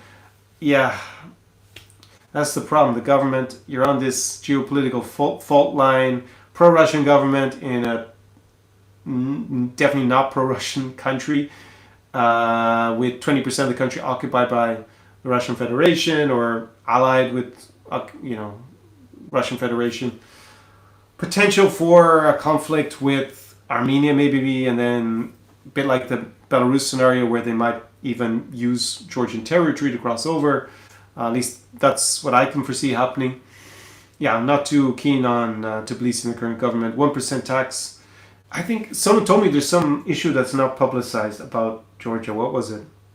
Recently. I just need to think. There was another thing that no one ever talks about. Yeah, you have 1% tax as long as it's not money made in Georgia. You can stay there all year. There's some other big inconvenience. I'll put it on a note. I'll have to make a note to figure out or remind myself what it was. I think obviously I like Georgian food. But we're looking at the leverage. Do you really want to live in Georgia? Like the guys I had as consulting clients who lived in Georgia said they'd start the calls. Yes, Conor, I know the dating is terrible here. There are the tourists who come. Yeah, it's like if you don't have a Georgian partner, living in Georgia, you're going to be basically hanging around with other foreigners probably. There were a lot of Russian men who went there. I don't know, maybe if you're into Russian men, knock yourself out. It was never really appealing to me as a place to go to. And it's not that it has a huge amount of geopolitical risk. It could flip into being pretty let's say European, with the government. At the moment, that's not really an issue. As long as you're not caught up in the protests, there is violence occasionally. Yeah, not so sure. There was another reason someone told me that these people publicizing the relocation don't want to talk about. What was it? Maybe I'll think of it. If I remember, I'll say it on this live stream. I've been the Georgian way, not done the 1% thing. Yeah. How can Ukraine retain their college students? Young Slavs studying abroad becomes permanent branded. Yeah, that's something I dealt with on the last live stream about the demographic situation. Now they changed the law last August. Men between 18 and 22 can leave Ukraine without really any additional permission. So the idea was that they would study abroad, upskill, and then post-war come back. But it's going to be hard to persuade people to come back unless they work in something to do with reconstruction, because that will be presumably very well paid. But that's not going to be everybody. So they will be just part of Europe, and they will go through a cycle where a lot of people live in Western Europe or live in Poland. The Ukrainian economy will improve, presumably just like Poland's did, over 5, 10, 20 years, and people will start to come back. I think that's, in the short run, they'll have a lot of brain drain, a lot of people going out of the country, but things will improve and people will come back. That's been a regular cycle in the European Union. You had it in Spain and Portugal at a certain point. You have it in Poland now. Romania the same. As things improve, people start to come back and fewer people will emigrate out. So, Jeffy says he really likes Elena's content. Bulgaria is on his list, but I like Latvia better in your opinion. Yeah, I'd also go to Latvia before Bulgaria. I think the weather will be better in Bulgaria though. And you do have the mountains and the seaside, so you can go skiing. Well, you can't really go skiing in Latvia, at least not to the same extent. And but if I were, you said that you're not single, so you don't have to worry about that. That's, obviously you're single Latvia, it's kind of a no-brainer from my point of view. The leggy blondes of the Baltics, as opposed to Bulgarians, it's not really comparable in my opinion. If you're in a relationship, so you're going with your kids or you're going with your significant other, then it could also be interesting in Bulgaria because the taxes are pretty attractive.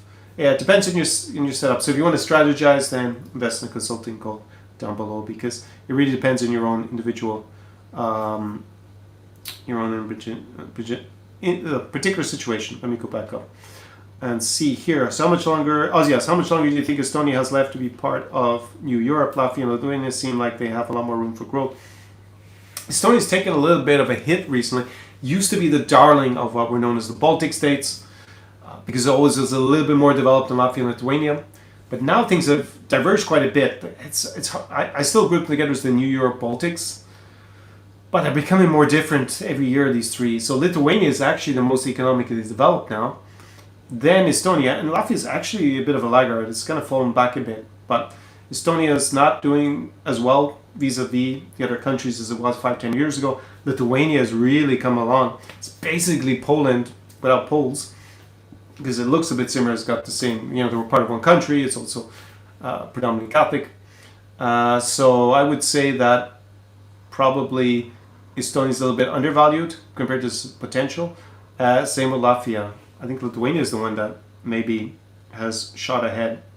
But the vibe in Tallinn, it basically is the Nordics. That's what it feels like to me there. Has different immigration than, say, Sweden or Finland's had. It didn't have not so much non-European immigration, we'll say, because the immigrants that came, or the people who migrated within the Soviet Union, basically the Russians and Ukrainians, they came in the 80s, or they came with the war recently. So that's different to the rest of the Nordics. But besides that, it's pretty similar to the rest of the Nordics already. So for me, it still has an upside, especially if you're a single guy. But also Sweden is pretty good. It's just that it depends. Sweden is a lot more sexually liberal, should we say. Women are also more financially emancipated there. So maybe that's appealing for a certain type of guy. A guy who wants to sleep with a lot of women. Probably better to go to Sweden for casual relationships. If you wanted a more long-term monogamous relationship, probably going to be, and you're a guy with high value, probably going to be easier to lock down in a place like Estonia. Just, I would say, ceteris paribus. You can find obviously both in both places. It's not like there are no casual hookups in Estonia, but there are going to be more of them in Sweden. So it just depends what you're looking for, I think. Dan says, beyond the Conor, okay, this is just a guy who's bitter towards Poland. Warsaw startup scene where 3 billion Poland startups goes on, very weak and limiting if you want to zone scene for anything. Yeah, I mean, we know each other obviously very well. It's smoke and mirrors, in my opinion. What you put out on your own social media is,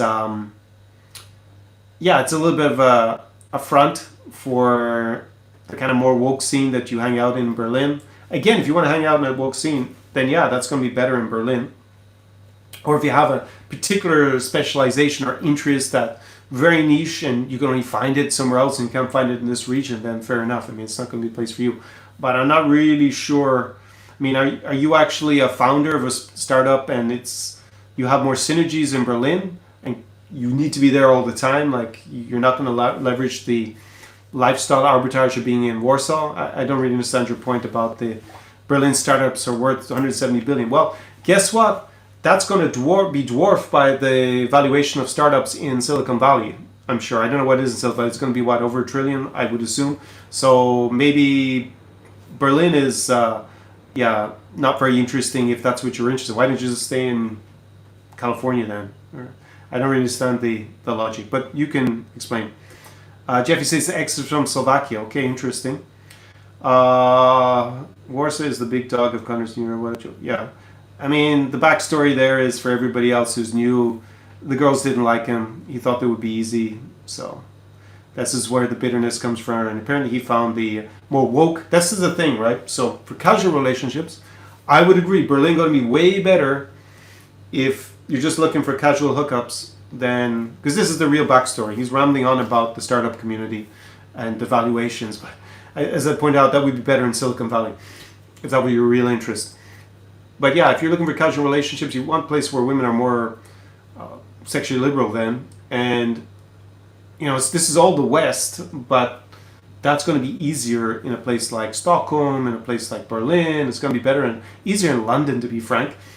Then it's going to be in Warsaw, especially if you are a non-integrated immigrant, like he was wanting to be. He wasn't even quite got to immigrant status. So, yeah, girls there they're also... Girls in Poland or in Latvia, they're more suspicious of foreign guys who don't really have a good, convincing backstory to be there. So I know from what you posted that maybe a startup scene gives you a little bit more of a backstory as to why you're hanging out in a place. But yeah, Ozzy says lots of room for growth. Yeah, of course. Will it become a startup hub? It's definitely going to be, it's already kind of like the capital of the region. And when they have this airport built, so we're predicting out 5-10 years time, could it challenge Berlin? Will it become super internationalized and just be another international city like London or one of these big places like Paris, Berlin? I'm not so sure. Not so sure. I guess it'll obviously become more international, just be more immigrants there. Like internationalized also, if you were to go to the Europe bubble in Brussels, which is what I was a part of for many years, because I was working there in the institutions, also in the private sector, in a top law firm. So, yeah, then you kind of hang around. Everybody speaks in English. Everybody's working in this kind of like particular sphere. But again, then like if you were into the EU institutions, you'd base yourself in Brussels. It's kind of logical. If you're into something that's only available in Berlin, then you go to Berlin. I'm not sure where. I know the backstory why there's hate here, but you just come into. Let's see, next one. Yeah, if you're into pub quiz nights and lame open mic events for expats. Expat, the term for non-integrated migrant. That's all you have to find for your English language foreigner. Learn Polish. Don't be an unintegrated migrant. I mean, but you can get away with that more, I know, in Berlin because people speak in English more, and there's kind of this whole network now where you can just be a migrant and not integrate, right? I mean, that's kind of most of people in the English-speaking migrants that you're referring to are still only like, I think, 5% of Berlin. It's actually mainly Turks and people from Syria who are actually most of the migrants. But yeah, you're going to find more of that scene for sure. And more of the backstory, this guy Dan actually lived in Wrocław in 2012, and yeah, basically it was very easy for him being an American at the time to meet the local ladies, but not in 2026 or 2022 or whatever. No. He's just bitter. It's lack of sexual access, which again, if women are more liberated and open to having more partners, then yeah, you're going to find that in Berlin. You're going to find that in Stockholm. You're going to find that in London. Then you're going to find in Warsaw. As a generalization. So just bear that in mind. Like to each their own. If that's what you're more into, then good. Dan says not the type of place Try and reach greater heights of your own human potential. Good for like good traditional native foods like cabbage. I don't like Polish food very much. I'll agree with that. I don't think Polish food is the best. I think compared to Ukrainian cuisine, no. But it's improving. They are improving a lot. There's a lot of Ukrainian restaurants, so I have a good time there. Brandon says his grandma's from Latvia. Just found out he can get it. You can get an EU passport through her via Latvia. Game changer, so I don't need the border hop around. Very good news, Brandon. I remember that you commented on some of the live streams, and I think you have a grandparent who's Ukrainian, right, as well. But your name is like Japanese, maybe? I don't know. Oshi. Oh, God above. Tbilisi had a lot of Russian, but they didn't really speaking. Yeah, man, if you're going to be this is the cautionary tale of, we'll let him use his pseudonym for now. But, let's just keep it for now like that. I mean, you should man up and use your real name as well. I think that's very indicative of the mentality. He's there ranting and raving, but not willing to use his real name. Did I have another comment? I think I'd actually noted something, but I think I've already talked about the cautionary tale of Drifter Dan. I kind of alluded to it. Yeah, if you're going to come to this region and try to be a passport bro, also I should point out Dan self-identifies as a passport bro on top of it. Which is a bad sign because they get associated a lot with sex tourism, inverted commas, with paid sex. And actually, when I look at those passport bro channels for Medellín, for other places, that's mainly what they're talking about. It's very lowbrow in general. I don't know why you'd go all the way there just to pay for that. But I think it's illegal in Colombia. So that's also why they can talk about it a lot. But okay, something I'm not interested in and promoting for sure. But yeah, I think this is the cautionary tale. If you're drifting around, you don't really have a purpose. And let's be frank, your real reason to come to the country is purely to try and meet women, whether it's for a long-term relation or just casual hookups. None of it's illegal, obviously, as long as you're not doing anything illegal. That's fine, that's your choice. Thing is, it's not the best spot for it because women are pretty suspicious of guys like Dan. Because they know he has an agenda. He doesn't like Polish people. Look at the comments he makes, condescending all the time. How do you think that came off when he was there? He doesn't have any genuine interest. And if you're not high enough value, you can get away with that if you're a male model, you're famous, or you're just so wealthy that girls will just put up with that negative attitude because you just have so many resources. But if and I know who Dan is, he doesn't, in spite of his best efforts, which I compliment him on. He has made progress on the looks maxing. He still doesn't look like a male model. He can't afford to get a visa, so he's obviously not a millionaire. Or, I don't know, technically are you a millionaire with some property you own? I don't know. But you don't seem to live that lifestyle and give off that aura. And he's not famous. He won't even use his real name. So, yeah, it's just coming and thinking it's going to be easy mode. That's 2006. Well, in his case, it was 2012. But in Wrocław, a provincial city, not even in Warsaw back then.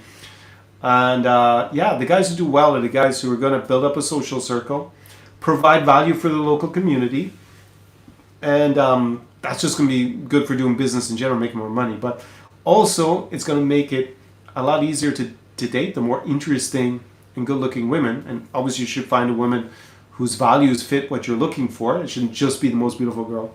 That's going to be a recipe for disaster, unless you're extremely lucky that it happens to coincide with being a good fit for you. Yeah, but if you show up with this attitude that the locals are peasants and you're waving your American passport going, America, that's so 1996, not 2026. So you're just too late to the party, Dan. That's the thing. Let's see what else. People in Georgia are harsh. Caucasus region. It's not even. Yeah, you would not do well. Man, if you're bitter about Poland, you will get eaten alive by these Georgians. Yeah, and that's definitely no place for Dan. That's for sure. Tbilisi in Georgia. Yeah, but it's the cautionary tale. Don't come with his attitude.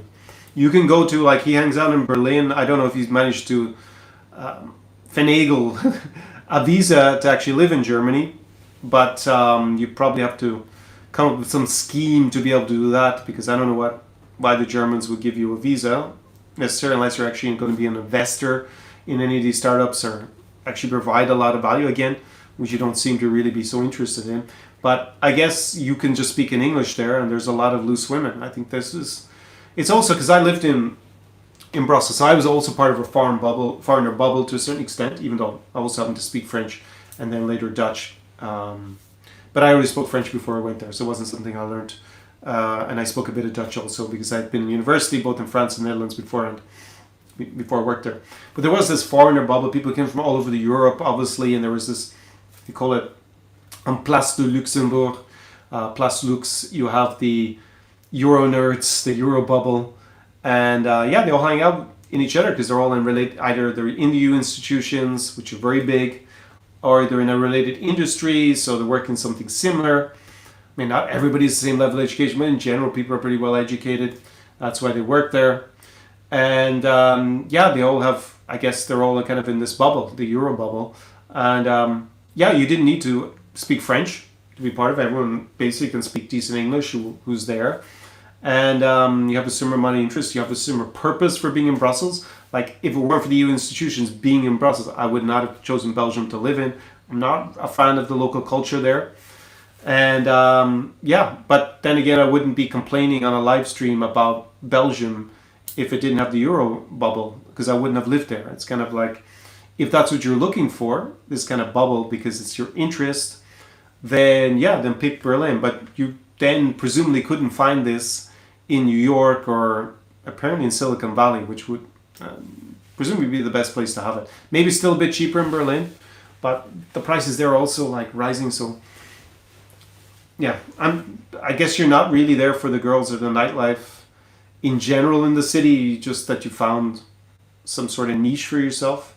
But to be frank, because you sent me unsolicited so many clips, it wouldn't be my scene what you're hanging out in. It just looks a little bit too woke for me personally. But to each their own. Like, obviously, it's kind of ironic that you watch this channel still, if that's more your preference. But and I'm just thinking of a Belgian guy I once met because he was with this, I think she was a Ukrainian girl on a trip, and anyways, it didn't work out between them, so he told me, you actually met them in Minsk. And eventually then I stayed in contact with the girl because it was going to be better fit. This guy basically said he didn't want to have a relationship because, he wanted a woman who's more financially emancipated than is typical in Ukraine or Belarus. So, I told him basically, this is not going to be a relation for you if you think women are going to be paying 50-50 on dates. Some girls will, and it's actually becoming a little bit more of the culture with the younger generation. But, that's the kind of stuff you want. It's going to be pretty hard. Like, for a male feminist here, it's going to be pretty tough. So if you're looking for a foreigner bubble where you can just use English, and I guess the girls are not going to be suspicious about why you're here, and you have a super niche interest that I'm not even sure what it's supposed to be really in your case, Dan, because I couldn't figure it out. It just seemed a lot of different eclectic mix of different kind of wokey things to a certain extent. Some woke, some not woke, right? But you're probably not going to find that yet in this part of Europe. In 10, 15, 20 years, maybe. But I think for now, it's not really the scene. So I think that's the cautionary tale. But I don't know who else comes here imagining that's what it's like in New Europe. And technically, you could argue that Berlin is also part of New Europe. Could.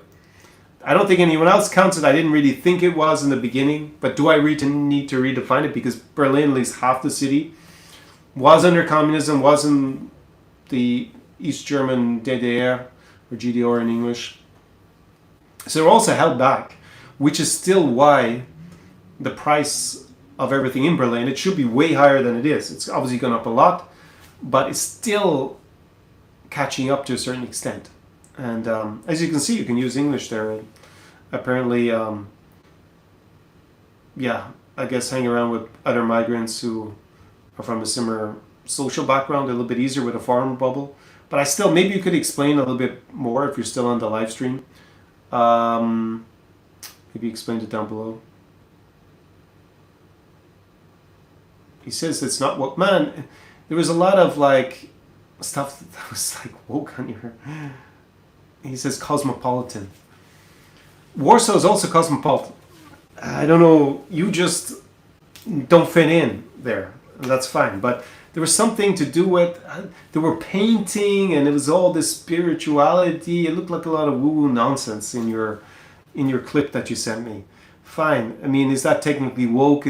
They looked like there were more of those kind of people. I know. You're going to find more people with blue hair in Berlin than you're going to find anywhere further to the east. I'm not saying Berlin is bad, right? I used to have a great time there. We used to party really hard on the techno scene, but I don't really hang out there for 10 years. I also used to go, I had access to Soho House. I hung around this more startup scene like he comments on. It wasn't really, I didn't have a startup, so for me, it wasn't really the key place. But there were a lot of people who were interesting, intellectual. I had access to all of this. I had a fling with someone who was very high up in that whole startup scene in Berlin 10 years ago. So she introduced me to lots of like millionaire startup founders and all these successful people. So that was cool. I agree. And will you find that as much in Warsaw? But you don't, I think the thing is, right, without speaking Polish or having the right connections, which actually you had access to, but you blew it, because I remember your case. Yeah, you're not going to be hanging out with these startup people in Warsaw, but they exist. Not as many, obviously, as in Berlin, but it's maybe a bit more difficult to, infiltrate if you're not really, providing value. Because I don't know, maybe do you have a startup now? Can you write it? Maybe what it is. The other things, I mean, you seem to be at some cocktail bars, hanging out in the river. Man, this is all stuff you could do in Warsaw. I didn't see. Yeah, there were some cute girls in your pics for sure. I don't know what these girls you're dating or not. Maybe write down below a little bit more about your experience.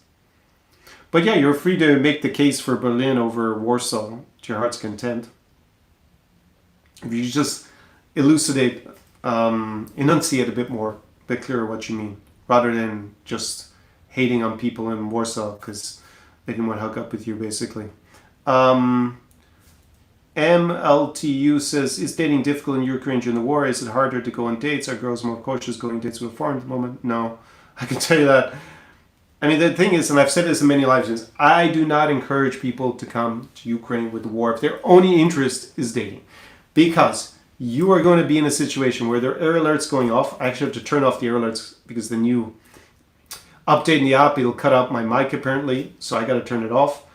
But a few times a week, there are going to be error alerts. They're going to be through the night. You're going to have air defense going off. It's going to be very noisy. My client who came here, his wife was from Zaporizhia. He was here, I think it was it January or was it maybe December? It was sometime in the winter because it was cold. And even though he's been to Ukraine, he's been to Zaporizhia, he found it really noisy. And it was a bit, I think, of an experience for him. And he was a little bit shocked by it because it's the first time you live this. Also, the British guy was telling me that one of his friends was here for the first time and it really disturbed him. All the error alerts, a lot of bangs. Even my friends were writing to me to see how it was. Well, I think it was maybe Thursday night. I don't remember this point.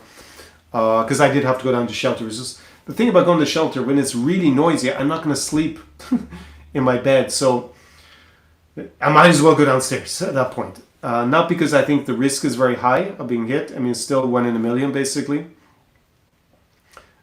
Yeah, but if it just, I'm not going to sleep anyway, so there isn't really an upside to staying in my bed. I might as well go downstairs. As for if you have a reason to be here, like you want to experience the war, which if I were outside, well, say, let's go back. I was working as a lawyer in Germany and obviously the EU institutions, also in private practice in Brussels. For sure, I would have come during the war because I have a background in international relations, studied the best school in the world for IOR. I had a specialization in this region. So for me, I would have come during the war, show solidarity with Ukraine. I would have, tried to do something at the very least on a humanitarian level if it were coming from outside. I did all these things to the channel, especially at the beginning in 2022, obviously, and also with the military effort. I don't know if I would have contributed to the military effort if I were a civilian, being a lawyer, back as I was. But for sure, I would have come because I have an interest in the place outside of chasing girls. If you want to chase Ukrainian women, that's your only reason, then just go to Warsaw. It's full of them. Go to lots of other places like Prague in Czechia, Dublin and Ireland. I mean, Ireland's got so many per capita. You don't need to come to Ukraine to meet Ukrainian women. If that's your only interest, you can meet them elsewhere, and there's lots of beautiful women in the other countries as well. Anyways, the ones that I outlined. So I don't encourage you to come for that reason.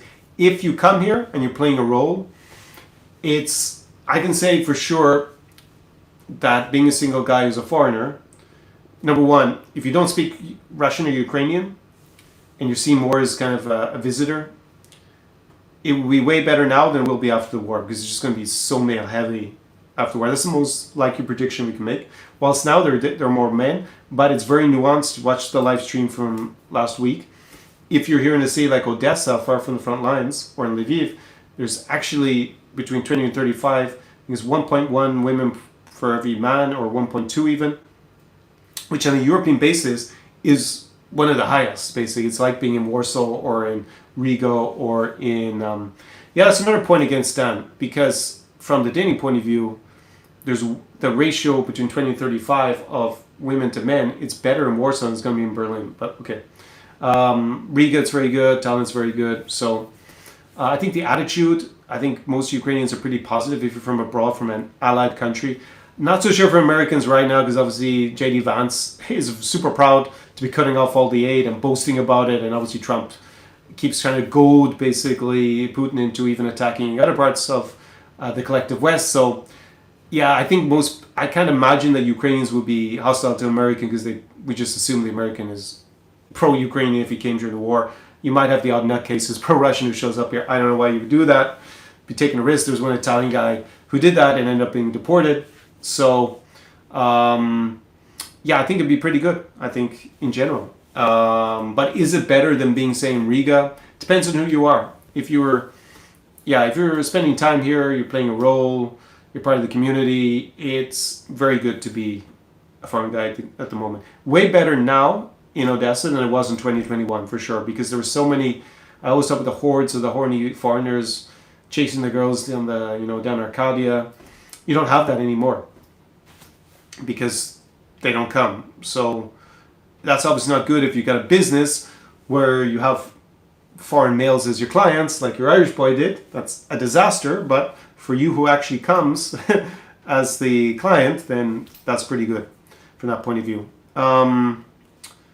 So I would say harder to go on dates? No, I don't think they're more cautious. I think they're less cautious than they would have been, because they just had so many of these weirdos coming at the time, and low value guys with no interest in the country. You'd have guys who are only interested in the girls, and you have less of that now, obviously. Sprinter asks, how do you invest in Ukraine? Drone manufacturing via stocks or purchasing a building where the production? Both are options. Maybe you want to discuss that. You can also reach out to me by email. It's down below, Conor@ConorKlein.com. We can discuss that further. Kirtland says, you're vexed. But he's a hater of the region. He hated the people, and he just thought that it would be easy prey for him. So it didn't work out. They're wise to these kind of guys in Poland. And that kind of mirrors something else I heard about, but they were talking about the Baltics. A lot of these dating coaches, they hate Latvia. Oh, they don't hate it, right? So they're frustrated when they go there, because they say the girls are all suspicious about why they're in their country, because it doesn't make any sense. So, but it's true, they're only there to chase the girls, so they don't have a real reason to be there. They're not in a cool local crew with a bunch of friends. So when I told I have a client who's been with me, I have a couple of clients who've been to me to Warsaw and then to Riga, and I don't know why anyone would go to Warsaw for the partying and for the dating scene versus Riga, and they find it bizarre. But that's what most of these dating coaches, I think it's because Warsaw is a bigger city with a lot more immigrants, especially from Belarus and from Ukraine, that, there are looser morals, I think, to hooking up with a random foreigner. But not enough for a friend here, Dan, but it's about perceived value. He didn't have enough perceived value, whilst at least the one dating coach I saw is James Tusky, who was on my channel many years ago. He's tall, he's a good-looking lad. He's probably a bit, I don't know, I wouldn't say... we'll just leave it at that. So I think he just has a little bit more perceived value when he meets girls for the first time than our friend here. Although I will say, Dan, that you did do a lot in the looks maxing. I'll give you some kudos for that. Um, James said he lived in Odesa and would go to English-speaking clubs at a bar, and he met girls and went on a date with them. I found it very successful. So there you go. Even James, yeah, did well in Odesa. But maybe you could write what year that was, James. And obviously down here is comparing it to Warsaw, which he's bitter about all the time. Those places not woke. He's going to Cosmo, but no, the spiritual woo stuff is woke as fuck, man. But it's not the only thing. To counter intellectual scenes where people do it in English as well. No, it's not about doing it in English first. There's at least before the invasion, 2021, there's a huge startup scene in Kyiv, for example, for the region, relative for the region, and most people could speak English there. And I agree. I don't find Odessa a particularly intellectual city, for sure. It's more a holiday city during the summer, partying. But I also didn't find a city like Munich in Germany particularly intellectual either. It was very business orientated, not really intellectually or culturally that way, except for the Oktoberfest and the kind of more provincial customs like the Tracht and all that stuff that was just fun. But I was kind of like, I had too much of Oktoberfest. I lived within a 10-minute crawl of the entrance to the Wiesn for 2 years, so I must have gone there so many times, and I have a slight allergy to beer, so it makes me ill. So yeah.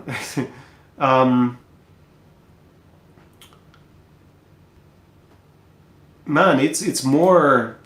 Let's compare German culture, or he's not even in German culture, so I guess he's in this kind of more international startup culture, if I understand, if you want to call it that, with all the spiritual woo-woo stuff that you said on people painting. It just looked a bit, yeah. Maybe I'm too close-minded for it. Fair enough. I'm a little bit too traditional, which is the most ironic accusation that's probably ever been made of me. Berlin, it was a fun place to party in. We used to have an expression, we all go for the music, no one goes for the girls there. But it was a cool place. But this was like 10, 20 years ago. And as I said, I hung out in that scene. I mean, if that's your calling in life, then I don't know why you're hating on Poland. Why were you ever even interested in Wrocław? I mean, yeah, you're obviously looking for a big international city with a particular scene. You wouldn't be happy, in presumably even in Lisbon, or it'd be too, you might have to speak Portuguese there, I don't know, or Madrid. Anyways, James said, I think a good strategy mean girls go to the English school. Okay.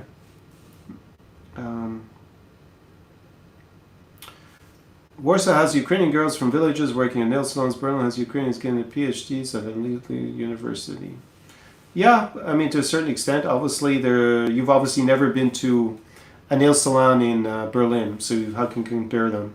I'm sure there are fantastic nail salons where I can get my manicure and pedicure done in Berlin, and all the girls would be Ukrainian or Belarusian as well. Yeah, those places are expensive in Warsaw, by the way. They're at least double of Odessa or Kyiv, by the way. Like, they basically pay almost the same price as, maybe not London, but not far off it. But is it going to have as many as girls with PhDs from elite university who are going to live and work in Warsaw? No, I think the kind of top model girls, they probably wouldn't stay in Warsaw either. They want to go to Southern Europe. I think the uber ambitious boss babe types, like you seem to be attracted to, who are going to go and found a startup in Europe, Silicon Valley kind of style, right? Probably also less likely to stay in Warsaw, but that's also probably changing. There's a good bit of IT also in increasingly in Warsaw because it's outsourced from Ukraine and Belarus. Yeah, if I'm a girl and I go and get a PhD at an elite university, I'm probably not going to be in Berlin either. Probably going to be somewhere else. I think a lot of those girls would also live in France, so be in Paris or London, in Brussels. You're going to have more of that in Brussels. If you're looking with girls with PhDs at elite university, because EU institutions are mainly in Brussels, you're going to find them in Brussels, I think, the most. And but that's interesting if you're meeting there in Berlin. Why should you want those girls? Yeah, you're looking for a boss babe, so I mean, you could meet those girls in Warsaw as well, but the thing is that they're not going to be as interested in you because you're a rando foreigner and you still haven't written down what actually role that you fulfill in the startup scene in Berlin. I still don't get it. I mean, are you just a consumer of the products of the startups? Are you an investor? I'm just trying to think back other clients who were big investors in things, deca millionaires. Did I really like? We wouldn't let's put it this way: if it weren't for the invasion, I probably wouldn't have ended up bringing so many clients to Warsaw. We'd have hung out in Kiev. Does it have an intellectual scene? Yeah, it's a big cosmopolitan city. So is Warsaw, but not to the same. I think the real key there is the language and the social circle. Maybe you just found it easier to infiltrate. That's kind of my suspicion. But you can write down, yeah. Gold King's man says he'd rather go to Warsaw than Berlin. And by the way, I'm just describing factually when I say it's more woke than Warsaw. I mean, if you prefer that environment like Dan does, because you notice he didn't deny that it's actually more woke there, and that's clear. And but if that's your preference, I mean, it's not for everybody, this region. I mean, learn from his mistakes. I mean, he doesn't want to write it, but maybe down outline why you were ever interested in Warsaw. What were your expectations? Did you really come to meet girls with PhDs from Warsaw universities who were running startups? You remind me, I had a girl in one of my early videos from Kiev who was this kind of Silicon Valley type and originally from Ukraine, and then would base herself between the two. But this is like the old scene, obviously, here. But that exists to a certain extent in Warsaw, but you don't have access to it, apparently. Again, write down what role you play in this community. James says he got stopped by troops in Odesa. They jumped out of the van asking me for my documents. Just be ready for that, but no worries. Yeah, just you must carry your ID with you at all times in Ukraine in case you're stopped. Does anyone know best websites, organizations for volunteering in Ukraine? Best ones for volunteering. It just depends what kind of volunteering you want to do. I guess write me an email, Conor@conorklein.com. I'll take a look at something that's help Ukraine. Steven says, yo Conor, Steven from Florida, just returned from Warsaw, going back in July. I love living there, great people, fine flights are non-stop from Lot.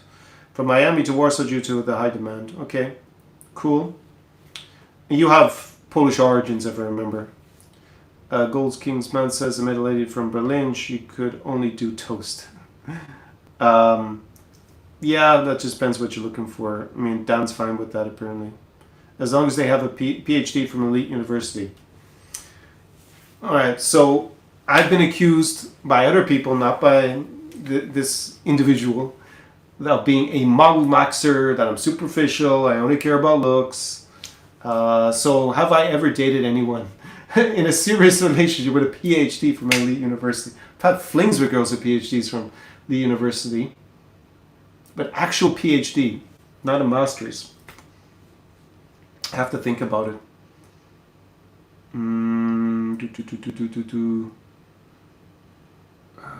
All masters. Yeah, from elite universities for sure. But none of them did a PhD. That's so niche. That's so niche. How many aesthetically attractive girls? There are probably a couple, but it's such a small niche.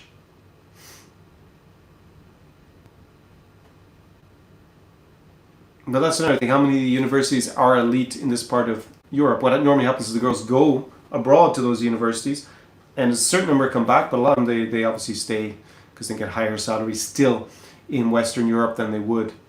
And some of it's like if they want to work at the EU institution, then you got to go to Brussels. I also did that.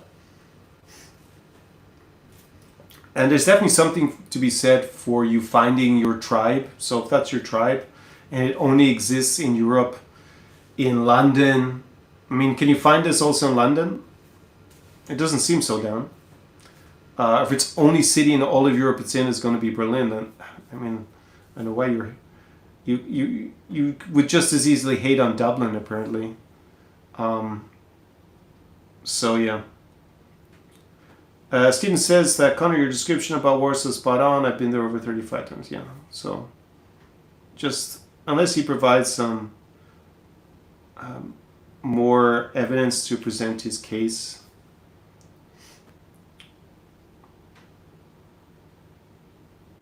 I don't know why you could only meet women who work in nail salons either, Dan. I mean, I remember when we were there were a few girls who were into your ethnicity, but you dropped the ball. I don't think they worked in nail salons either. Don't think they had PhDs from elite universities. That's true. But at the same time, I don't know why. You're not Polish. Okay, grandparents are from Italy. For some reason I thought you had Polish descent, some Polish heritage. I fell in love with Eastern Europe and back living in Moldova, Sumy, Ukraine, and Warsaw since 2018. We know each other for a long time, Stephen.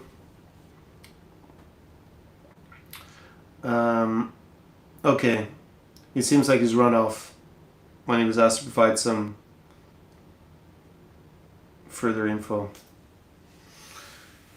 Let me see here. We've been on for 2 hours. I don't know why. I'm saying when. Is this message from who I think it's from? No. It's interesting. James says that it was 2019 to 2020 we lived in Odesa. Okay. Again, guys, if you're just doing research, I have my insider resources link down below. There you'll find curated playlists. You'll find the insider guides. I'll just save you so much time finding my favorite cafes, restaurants, bars, clubs in the different cities. I have one for Ukraine during the war. I have one for Moldova. I have one for Warsaw. I have one for the New York Baltics, so Latvia, Lithuania, Estonia. And I have one for classic Kazakhstan. And then you have the 2 language problems, obviously something that you have to be interested in integration to invest in, but there's one for Russian, one for Ukrainian. Find all that great information there for you. If you're at the point of wanting to develop a strategy, you maybe have your dates in mind when you're going to come to the region, then I can save you just a huge amount of time in terms of picking the right city and having a good strategy that's going to work for you. You can jump on a consulting call. There are links down below to that as well on my consulting page. And also you got the New Europe Insider AI there as well as part of some of the packages. And if you would like to implement this with your Irish boy, with the guys known as the Insider for this region for New Europe, then you can apply for my flagship in-person immersion, the New Europe experience. It is by application only. It's not for everybody. It has to be a good fit for us to work together. And the application form is down. Well, there's a link to the New Europe experience and then you can fill out the application form. Please fill it out before the end of the month because prices will be increasing for May 1st. So if you want to be considered for the current price schedule, I will be changing the structure. So if you want to get in before things change, which I recommend you do, then go and fill out the application form at a minimum now. You miss 100% of the shots you never take. As said, a guy with origins from Poland, Ukraine, and from Belarus, that was Wayne Gretzky. He actually didn't mean in the way that we all interpret it, that you should actually go and take every shot. But since I'm encouraging you to go and apply, we'll present it that way for today's live stream. So go and apply there. Let me see, is there anything else? Yeah, it's high-level men and leveraging lifestyle arbitrage to gain an advantage. That's what we do in this channel. When we're talking about the dating stuff, we're talking about more or less men who are heterosexual dating women who are between 20 and we'll say 38. I mean, it can be 40. I'm not going to be harsh on anyone. But yeah, this kind of older than that because of the generational differences. Yeah, it's not the focus here on the channel. You may still get great insights. And some of my clients, I guess, from the consultant point, they have married women over 40, but it's not the main focus because, yeah, I think a lot of the disagreements I have with other influencers, especially as matchmakers, they only talk to women over 40 and it's just too big a cultural difference or a generational difference to the women who are like 25. It's like not just one generation, reality is like 2 generations. So, yeah, they might be right that women over 45, 50, they think in a certain way, whilst women who are 25 obviously have a very different mentality these days. So when I'm talking about Ukrainian women, I normally mean women under 40. So between 20, we'll say, and 38 normally, I think, is the sweet spot. James says the one thing about Ukrainians, they cheat very easily. He says, I was talking about we were making out. Yeah, but that's very anecdotal. I mean, you could find the same thing in lots of places. That's just kind of one experience. Yeah, the divorce rate is very high. It's like higher than in Western Europe and North America in general in this region. So that's also another thing to consider. This stereotype that a lot of people create isn't true about traditional values. Also, when I consume a lot of this content about Medellín and Colombia, a lot of these guys go there with the same intent. I'm looking for the traditional ladies, and there was one YouTuber who has a real estate business there and also provides relocation advice. He said he didn't get it. He said, why are they talking about the traditional women of Colombia? He said, single motherhood is like through the roof. It's like single mom central. And they're dating all these single moms. They're talking about the tradition. It's like he didn't get the mind virus they have. But I know where it comes from. It comes from the marketing, pushing this. The Western women are destroyed. Let's go wife up a single mom from Medellín because that's traditional. It's true that women are poorer there, and I think that socioeconomic point is actually really the biggest attraction for these guys, from what I can see. I'll get into that a little bit. Anyways, let's go back to regional updates. So yeah, the EU has released the 90 billion for Ukraine. The money will be coming soon. Ukraine can fight on for 2 more years, but I won't make this a big update about the war. Just for the investment in Ukraine, defense industry is obviously now going to be a huge part of the Ukrainian foreign investment. So I think that's clear to everybody with this war in the Middle East. And Zelensky flying around a lot of Gulf state capitals saying, hey, lads, you need to get on board with the program here. This kind of like lukewarm diplomatic support for Ukraine ain't going to fly in the future if you want the latest air defense against these Shahed drones that have now been fired at you, because we went through all the pain of developing countermeasures. So that is definitely helping Ukraine a lot. Of course, it's a huge negative that the oil price is spiked and the Kremlin has a lot more money to obviously pay their soldiers for an extra few months. But there are pluses and minuses. Until this war comes to a conclusion in the Middle East, we cannot say who would favor more, really, Russia or Ukraine. Because at the moment I still say it slightly favors Russia because it's just the extra injection of cash they got. But we don't know how it's going to conclude, so we'll just have to see. One of my clients asked me about, is Canada going to join the EU? Because, they have obviously these difficult diplomatic ties with the US now, and a lot of threats from the Trump administration.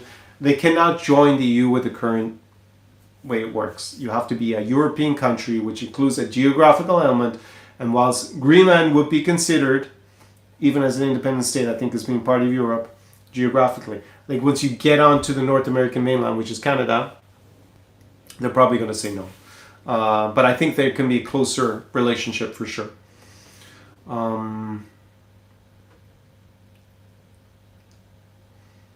Also I wanted to say, if you're interested in more in the relationship advice side of things and you want to get in my legacy programs, the training programs like Slavic Selection Secrets or Slavic Scambuster Secrets, then write me an email, Conor at ConorKlein.com, and I'll send you an offer to access the vault, so to say, on those. There are more comments here. Let me go.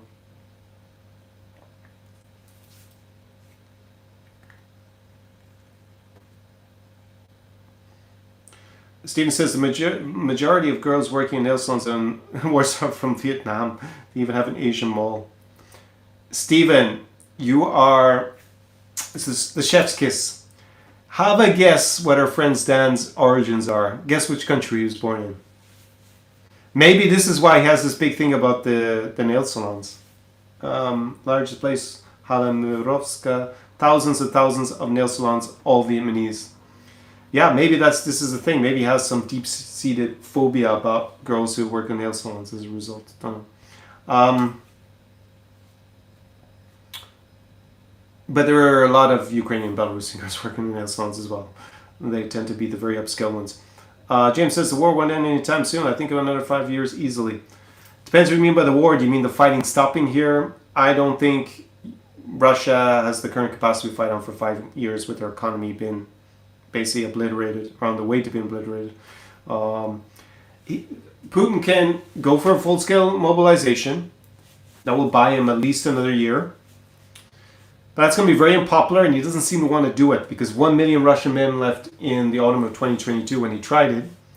And yeah, I mean, is it going to be a forever war for Russia? At that point, they started the war in 2014. They obviously extended it in 2022. But if you're talking about going on for at least another 5 years, you're looking at a decade from the invasion and like 2 decades of a war. I don't think Russia has the capacity to do that. My prediction at the start of the year was it was a 50-50 on whether it would be a temporary pause in the fighting this year. That would go to 80% for next year, because even with a mobilization, they're going to burn through the soldiers. There's going to be so much instability socially in Russia once they start to force people from Moscow and St. Petersburg to go, not as volunteers, but as mobilized soldiers, that I can't see it being something that goes on. It is possible, and I think it won't go on for 5 years. If Putin manages to keep it going, then the next elections will be crucial in the US. If J.D. Vance wins, then of course he's got basically an ally in the White House. Let's be frank about it. I think that was clear from J.D. Vance's comments. But J.D. Vance doesn't seem to be very popular when he shows up at elections. So is that really likely J.D. Vance will be the next president? If we say J.D. Vance is not the candidate and we have more conservative as opposed to a MAGA candidate for the Republicans, then Putin's done. I think he's done completely. A real conservative is going to stand up to him. Again, the majority of Americans support Ukraine. The majority of the Republican Party supports Ukraine. It's only self-identifying MAGA that lean pro-Russian, and it's not even a majority. It's not even a big majority. It's like a 40-60 split.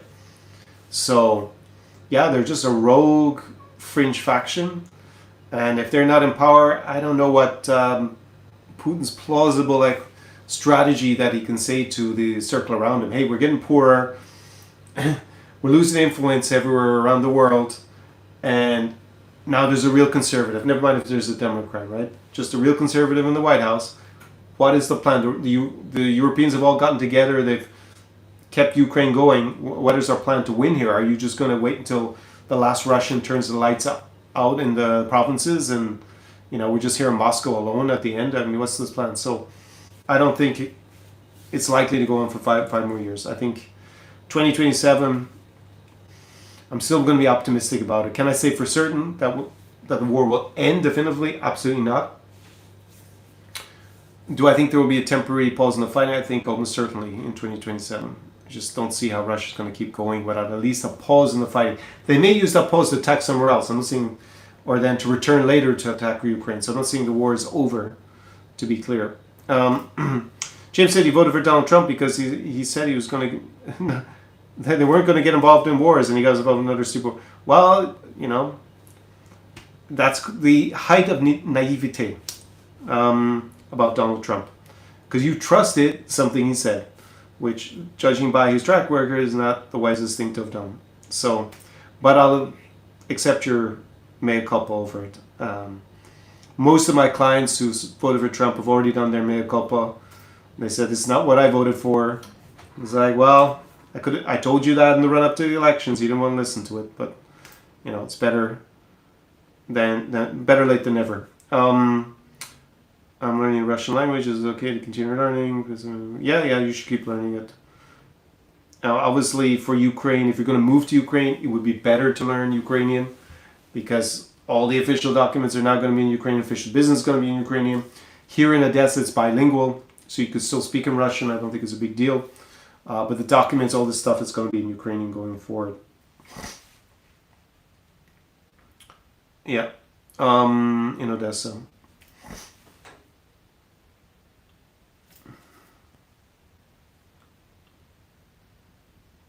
Okay, you already have the base. Yeah, that was the debate I had with a client, and then he found that it was just becoming a lot of Surgic as well mixed in. What else I want to say?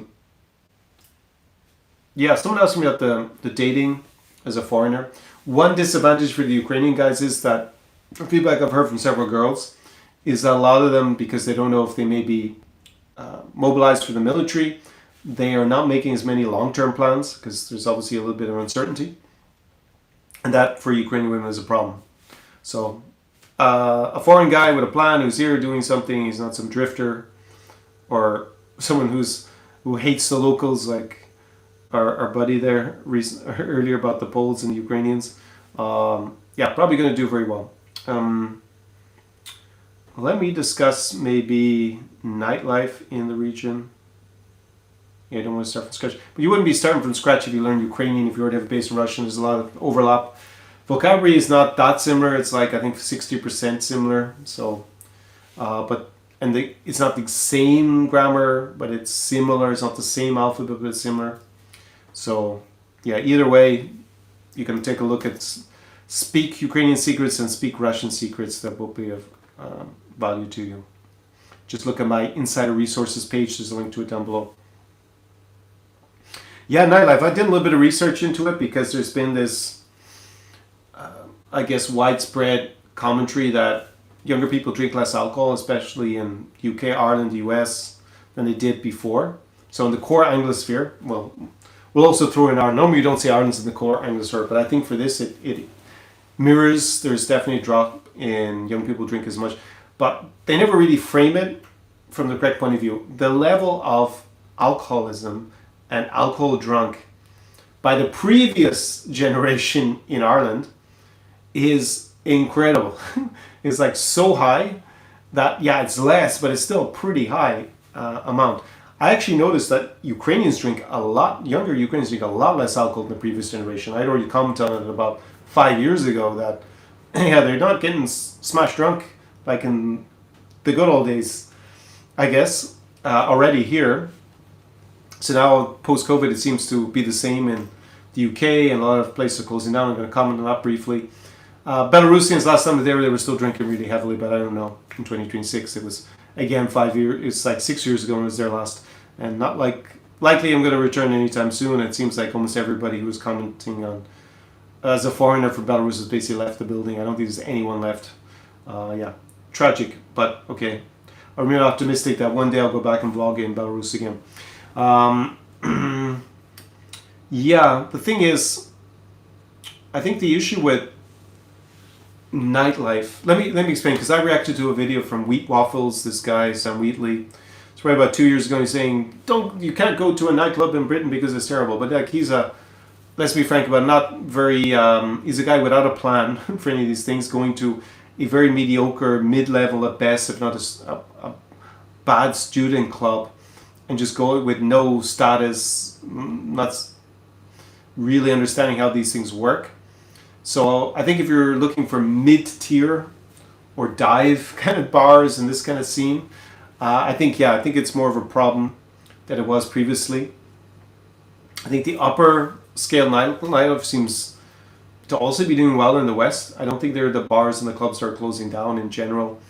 Even in London, the top end is doing fine. I think it's this kind of mid-tier to bottom tier that's not doing so well. And I think that's, because younger people just don't get as slosh drunk as they used to, so it's not as profitable. And there's a little bit more regulation because of the problems caused by it, so I think they've just been stricter. Also, a lot of people go to specific pop-up events. I see it a lot, even in this region, Moldova during the summer. So many electronic music parties, but that's not going to get registered as a bar or a club, even though there's a party on a Friday and a Saturday somewhere in Chisinau. That's really cool to go to. And the electronic music industry has become a big industry with a lot of money, and that's also nightlife. So I think it's more the traditional, where it's at a particular place, like a bar or a club, that's mediocre. Yeah, I think just because there isn't as much alcohol being consumed, they've suffered a lot. Does that mean that people don't go out and socialize, even in Ireland or in Dublin? Not at all, but they just don't get as drunk as before. I think this is one of the bigger things. Of course, people can also meet using the apps and one of the big things before we dating apps, well, how are you going to meet anyone? Well, people normally met at bars and clubs. My own parents met at a bar, for example. So this is pretty common. It's a little less today, but still pretty strong. And I think in this region, I had already, as I said, like in Ukraine, they weren't drinking as much alcohol, as they were 20 years ago, already 5 years ago. So it was already a lot less than in UK and Ireland. But for going to high-end cocktail bars, it's still pretty amazing. If you want to, we're talking about the dating scene. I like electronic music anyway, so I'm gonna have fun at the electro party as long as it's my genre of music to listen to. And there happens to be a lot of hot chicks that go there as well to that kind of scene. I think if you're just looking for the kind of put it this way, if you wanted to rock up to, I don't know, the local disco in, I don't know, provincial Polish city or in Warsaw, yeah, like you would have done in 2006. Yeah, I don't think that kind of exists nowadays in a lot of the bigger cities. Maybe in a provincial town it would. Yeah, I think it's become more niche depending on the kind of scene you're involved in. And yeah, well, I can talk about maybe what it's like in this region, the places I go to with clients for the socializing. So you have a few choices. You have kind of the high-end restaurant that turns into a club. Never been a huge fan of it because it's not ideal, put it that way, because normally just the dynamics aren't the best as it would be for a purpose-built nightclub. At the same time, in Almaty, that's what we do. It's one place we go to. That's really the top place to do. More likely go high-end cocktail bars. If you know where to go in the right cities, like in Riga, like in Tallinn, chock a block up with models. Again, the 9s and 10s, the model level beauty. That, okay, maybe not everyone's into that, but that's the kind of elite scene. No problem. That's not on the wane whatsoever. Just people don't get super drunk at these things. They have a few drinks, but they're not like going there to get wasted. They go to clubs to get wasted, like in Estonia. Like they drink a lot still. So that's also a thing, right? When we're talking about people getting slush, Estonians are like the Irish and Brits were, 5-10 years ago, because they drink a lot. The ethnic Estonians for sure at their clubs. I don't like that kind of scene as much, where it's just people getting super, super drunk. So normally we go to probably the highest end nightclub, have a table, you can say a VIP table if possible, or at least a table. That scene, if you know where to go, best places are where they have a no tourist policy, because once you're in again, you want barriers to entry, right? You want some face control, because they keep out everybody else. If every Tom, Dick, and Harry could show up and take the model, then it wouldn't last for very long, right? So those kind of places in Riga, very good. Not as good in Tallinn, I have to say. Very good for the cocktail bars, but not as good for the clubs. There's one place I go to, but the party isn't every week, but it is exceptional when it's good in Tallinn. Riga, we have consistently, cocktail bar and club. Warsaw, you have a choice. You can kind of, my clients who went to very cool electronic music club with a great view. That's actually part of the same building as a very commercial club that everybody goes to, but I don't really like it so much. It's not really my scene. I think the upstairs is a lot better. Or you go to more the Belarus and Ukrainian spots, also really good for socializing. As I said, Chisinau, you have two choices. Either high-end restaurant turns into a club, or go to the electronic music party. So two very different scenes. Both can be really good. And then here in Ukraine, because we have curfew, place I went to last night, open air, more electronic music. How to describe it? It's more a cocktail bar with a DJ. Pretty solid vibe. During the summer, we'll have the summer clubs open. There'll be concerts there. Everything starts really early because of curfew. Again, high-end cocktail bars, still pretty solid. So, yes.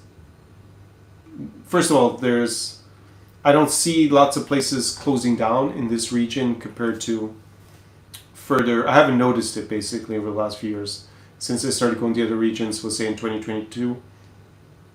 I think after COVID, I think just a lot of places opened anyways. So I think Riga has more places to go out to than it did the first time we went. So I wouldn't say the nightlife has gone down, and I think people are underestimating the type of nightlife that's taken a hit in the UK or in Ireland, because I can talk about Ireland. Yeah, it's this kind of mid-level that because people just don't get paralytically drunk as they used to 5-10 years ago. So those places basically they can't charge the premium to stay in business. But at the top end again, a high-end cocktail bar in Dublin still going to be rocking. And in London is the same. If you go to top cocktail bars, it's also going to be still pretty good. And if you go to like obviously premium experience places, either because it's a special event or it's a pop-up event, well, that's the same thing. It really is. Or it's an exclusive nightclub. Those places are still doing pretty well. And you have the table. Yeah, that's what I'll say about that. So nightlife still, like, why do I encourage people to use nightlife to socialize? Because it's a social environment. You don't need to drink alcohol when you go there. If you don't want to drink alcohol, you can be sober. It's going to be maybe not as much fun, depends. But I have friends who don't drink alcohol and still have a good time at these places.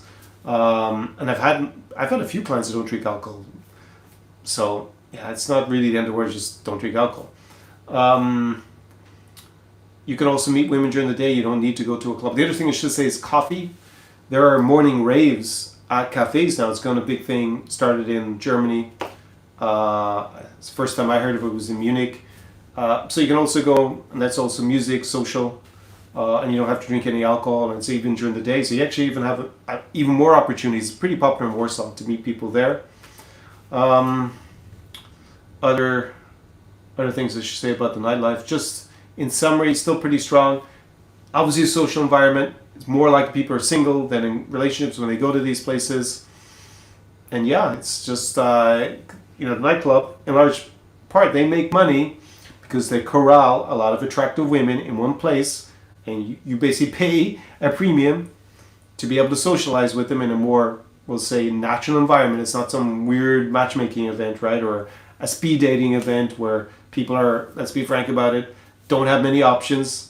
People get triggered if they say they're desperate, but it is a little bit more that vibe, especially from a woman's point of view to go to something like that. Whilst if it's just out having fun, it's so easy to, just these things, once you know what you're doing, how to present yourself and demonstrate your value, I guess that's what the in-person experience is really about, because I can help accelerate that process and save you years, find your blind spots and coach you in real time as well to improve your social skills, whether it's networking with other guys you want to build a relationship with or a romantic relationship. We can, discuss that. Again, apply in person if you want to have me there with you to implement that for you. Let me see in the comments, questions. Yeah, just still talking about the language. Maybe write down, how interested are you in the nightlife when you come to this region? Do you go out and socialize? Are you looking for a particular social group as well? Since it came up earlier when someone was looking for the startup scene, as if they were in Silicon Valley. Anything else I should say? Anything interesting that came up during the week? Yeah, I went down the rabbit hole in Medellín. Yeah, I don't get the attraction with Colombia for dating. I just can't get it. I look at my friends date there, clients who've been there. I watched all this content on that scale of 1 out of 10 in terms of attractiveness, at least visually. I think I don't see how Colombia is any better than Western Europe without, say, the obese. I mean, there are a lot of girls who are overweight also in Colombia. I don't know. It didn't look for me any better than being in Western Europe. I don't see the attraction. Maybe I'm missing something. Yeah, they seem to be a bit bigger as well. Maybe not quite as, obviously not as obese as maybe in North America, or maybe in the UK, Ireland, but it's not, compared to Western Europe, it didn't seem that impressive. Oh yeah, there was actually an interview because I watched one of the matchmakers, and there was an American guy who'd been on one of their tours, or been on some of the tours. I mean, he was well dressed. He seemed like a decent person, probably in his 60s. But he tried to describe the difference between being in Ukraine versus Colombia, and he said the women in Colombia were warm, caring, and loving, So I felt that was kind of a contrast with the Ukrainians, where they're apparently cold, uncaring, and unloving. Well, if you're going for a matchmaking, I don't know. The, yeah, Odesa versus Medellín. That was his experience. They did have a very, I think, charismatic woman running it for them, who seemed to be a German-speaking woman. So interesting that as well. But yeah, just to reiterate, I think for meeting women under 40, it's not going to be the spot. I'm putting it away. That's my opinion. Definitely not under 35. But this guy was in his 60s, so I presume he was meeting women who were probably over 40, let's be in all likelihood. At least attractive women. Women with options under 35 are not going to be there, or under 38 in general, as a generalization. But yeah, I don't get the attraction from that point of view of Medellín. I believe the weather is really nice there. But yeah, I will go. I will go maybe even during the next European winter. I'm going to go to Latin America for at least a month. So I have this open invitation to go to Medellín. I should finally go there and then comment from actual personal experience of being there. Anything else that came up? We got all this looks maxing with the clavicular. Yeah, I watched some of the dates, things he's on. Man, I'm just glad that I'm not an adolescent male. Growing up now, if I was watching this guy, I mean, it's like crashing and burning, no personality. Terrible social skills, but yeah, banging his face with a hammer. Anything else I want to say? I think I covered all the nightlife options. Yeah, I think a lot of it I should say as well is there's a bigger emphasis maybe on access, right? That's kind of what I was getting at with talking about the upscale clubs or going to electronic music parties. Like, electronic music becomes such a big industry, such a big business. So many of the pretty girls are hanging around at those parties with access to the DJs. So that's also who you're competing with. As I said, you're not going to rock up to the local disco in 2026. I mean, you can do it in the provincial steps. I actually wrote down Daugavpils in Latvia. It was like that. You could just rock up to the local disco. But yeah, it was pretty primitive, man. It wasn't my scene. As I commented in the live stream, was there, the prettiest girl in the club in Daugavpils was actually the Dutch exchange student who was model level. She's extremely good looking. But yeah, it was not what I was expecting. Yeah, Daugavpils is experience. I guess for guys who want to learn Russian, that's why the exchange students were there, because they were learning Russian, and it's in the EU, so it's one of the few places that I guess there's a university. But otherwise, what else to write down? Mid-tier guys get stuck. Yeah, I think that's a lot of it as well. I think if you don't have access to these kind of social circles or socializing events, yeah, that's why all these guys get stuck in the dating apps, because yeah, that's not where you meet in general the attractive women. The women with options, they don't spend time in dating apps in 2026. And they're, just to reiterate, they're not going to be a matchmaker in 2026 in all likelihood, with some very rare exceptions. Of course, there's some women who are attractive on dating apps, but it's not the way things are done. It seems the last few years people go out to events, they meet through social circles, so you need to be building that up no matter where it is. And yeah, nightlife here, the more high-end nightlife, still a great place to meet attractive women. There were a few smoke shows at the place I was at last night, and it was because the weather is still not that warm. Girls had a lot of clothes on relative to what it'd be like during the summer, but still, yeah. And there weren't so many in heels because it was outside. But yeah, it was still very, very impressive. So yeah, good night was had. There would have been a great party tonight, and I even thought about postponing the live stream, but the wind was so strong and it made it so cold in the afternoon, and the city was pretty quiet around 7:30. I was like, okay, it's not going to be what it should have been, so we're fine with tonight's live stream. But in future, I think I will go there. So I may be doing these. I think going into the summer, I will not be doing these live streams every Sunday. The Sunday show will maybe be either moved to a Monday, or it will just be every few weeks I'll do it on the Sunday. Because I think I've covered a lot of ground in the last while. Now we have a lot more other content that I've been producing with, more videos coming out. So I think the need for it isn't as strong maybe. For the guys who are regularly here, what stage are you at with your journey? What's your interest in the region? Are you planning to come? Are you just still researching? Are you at the point where you want to strategize? Or are you actually going to arrive here? Let me know your interests in being here. Let me see if there's any more comments. One Colombian chick messaged me marriage-minded. But what does that mean, marriage-minded? She messaged you. Is this someone you met in person or someone you met online? It's interesting to watch this content about Southeast Asia, about Latin America.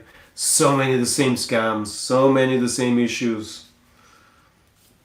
When the socioeconomic level is so much lower, using the guys for money, meal plan scams with the restaurants, kickbacks.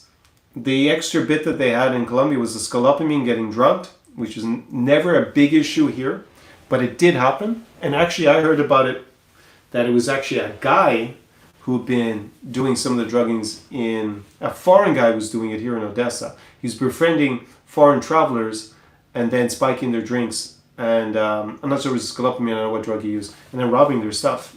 There's more than one guy told me in person who was a tourist because of my channel. He saw me in the street and said, hey, you should warn guys about this. Okay, so you told her not interested. But again, Gold Kings man, is this someone you met in person or someone you talked to on the interwebs? Yeah, because, if it's online dating, it's like, I gotta be frank, it's so low value in general in 2026. And if you're a foreigner talking to girls in Colombia, what I got out of these videos, if you're talking about Colombia, is like you have to be very careful about the social strata where they live, because if they're from the kind of ghetto, the chances of getting robbed or something go up exponentially. So, but this is not a channel about Colombia. I might do an interview, maybe. I'm supposed to do an interview in principle with a guy who's a channel there, but I know. He didn't reply then when I wanted to set up the date, so I don't know if he's still interested. But I like his content. Again, guys, and we got James on the channel, we got Gold Kings Man, we've got Stephen. I know, okay, he already lives in the region, basically. Yeah, we got the guy trolling us, who seems to have disappeared. There's a comment that was deleted. I think, are you... okay, you're asking James. Okay, but he already said he wasn't here during the war. I mean, that's a good question for you, James. Why aren't you planning to come back here, since you already lived here? Jeffy, yeah. So I guess that you're going as a single guy. Is that the case to Latvia? You're probably at the stage that, yeah, it would be productive. I have a consulting call. Sprinter can write me an email about the investment in the drone production. That is something, yeah, maybe I can direct you on. Brandon was talking about his roots in the region. Maybe he's going to get an EU passport, which is great news if he wants to live in the European Union. Okay. All right, the rest of you, Ron, you can let me know your interests, where you're at in your planning stage, or you're actually already over here living. I did have a questionnaire sent out to my mailing list pretty recently where I tried to get more of a background feel to and how I can help you guys more. Again, if you're planning to come to this region just at the research stage, go check out my resources. It's the insider resource. You got a link to that down below. If you're already at the strategizing phase, like you maybe got dates set, you're thinking of a reconnaissance mission out here or a trip, then we can dive deeper so I can advise you on how to get the most out of that. It'll save you a lot of time. You might end up going to the wrong city. You might make some crucial mistakes.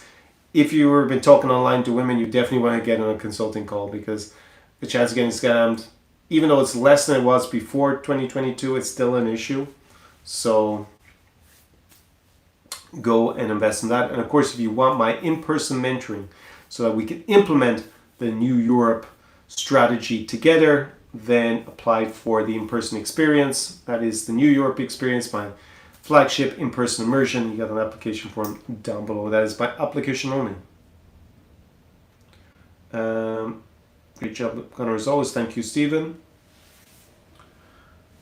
Okay, do we have any more questions, comments, anything else?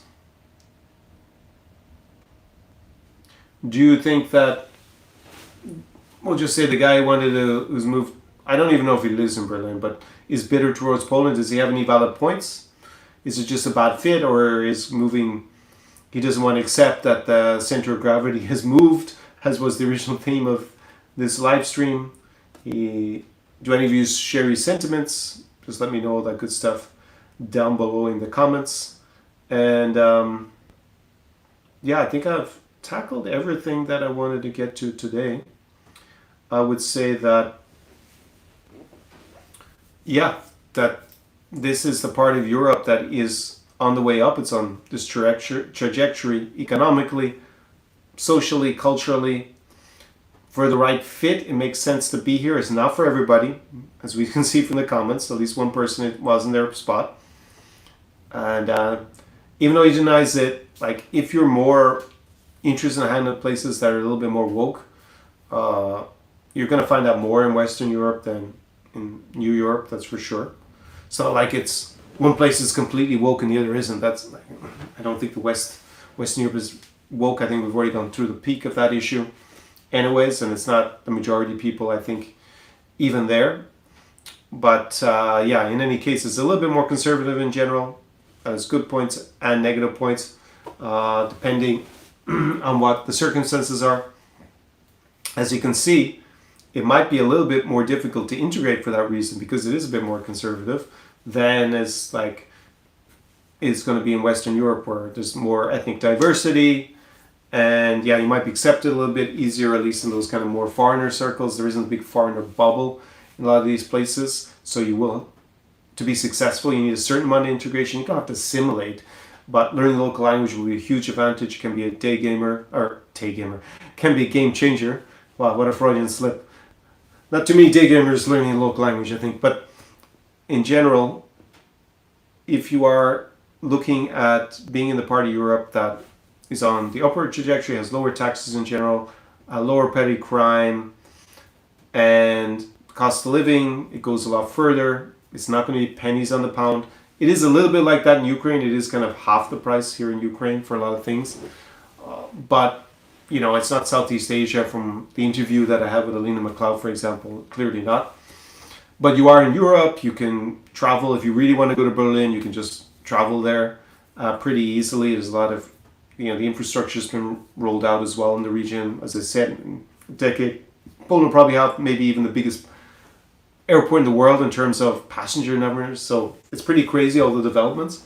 And if you're a single guy who has, we'll say, above average value, perceived value, this is the best part of the world to be in, because of just the beauty of the local women. Plus, I think, depending on what you're looking for, it can be a very good fit in terms of values. It mightn't always be.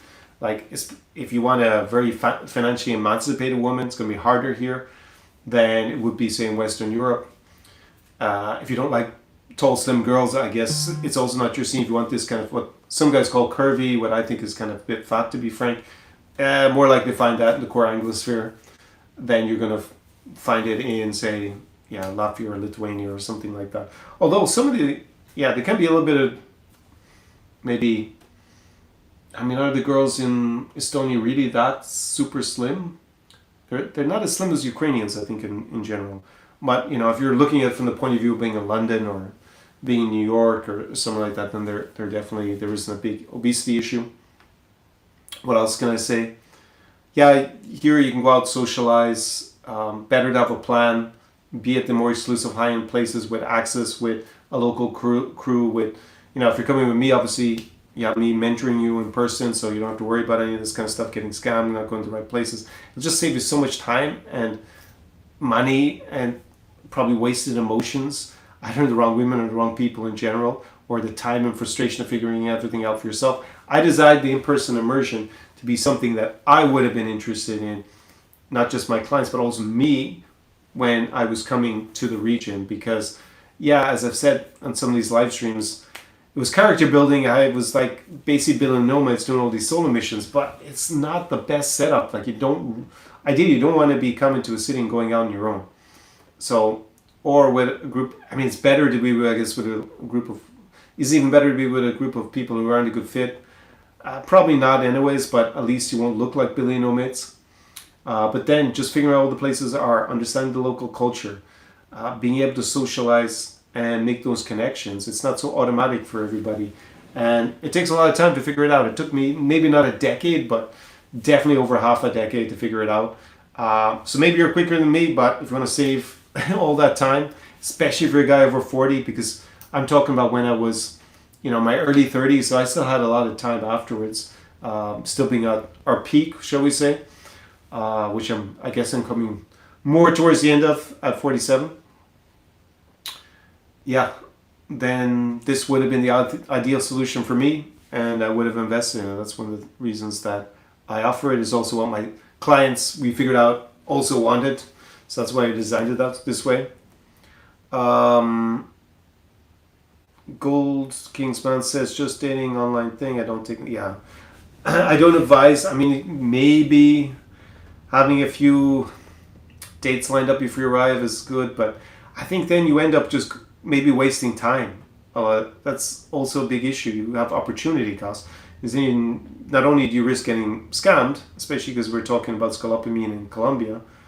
Yeah, that wouldn't be something I would risk there. But even here, in this region, I mean, when you go out and you're able to socialize, you'll just create so many options with the right setup.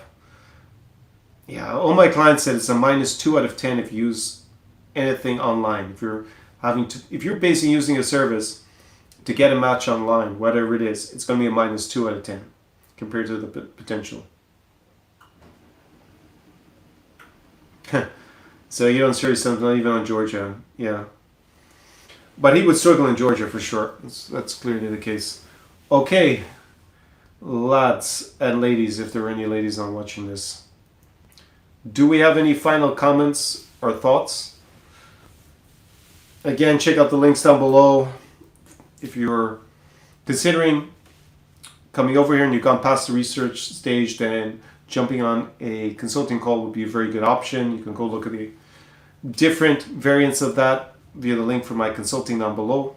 And if you want to do this in person and implement it, your strategy for leveraging lifestyle arbitrage so that you have a huge advantage when you come here. So you don't have to figure it out all by yourself. And maybe that's going to mean ultimately, not immediately, but ultimately you end up marrying a model in this region, like a lot of my clients have, and have families with them.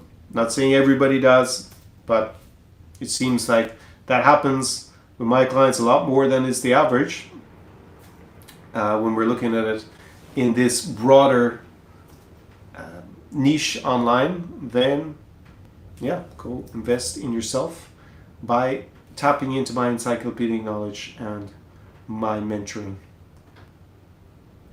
Like anywhere, need to be cautious in this. Okay, great. I never went over and got a glass of water the entire time, even though I've been thirsty. So, unless anyone has a last final question or a last comment, I'm going to wrap it up. I don't think we hit the 3-hour mark, so this will be a relatively short one by the recent standards. But I think I covered everything. There's a power shift going on.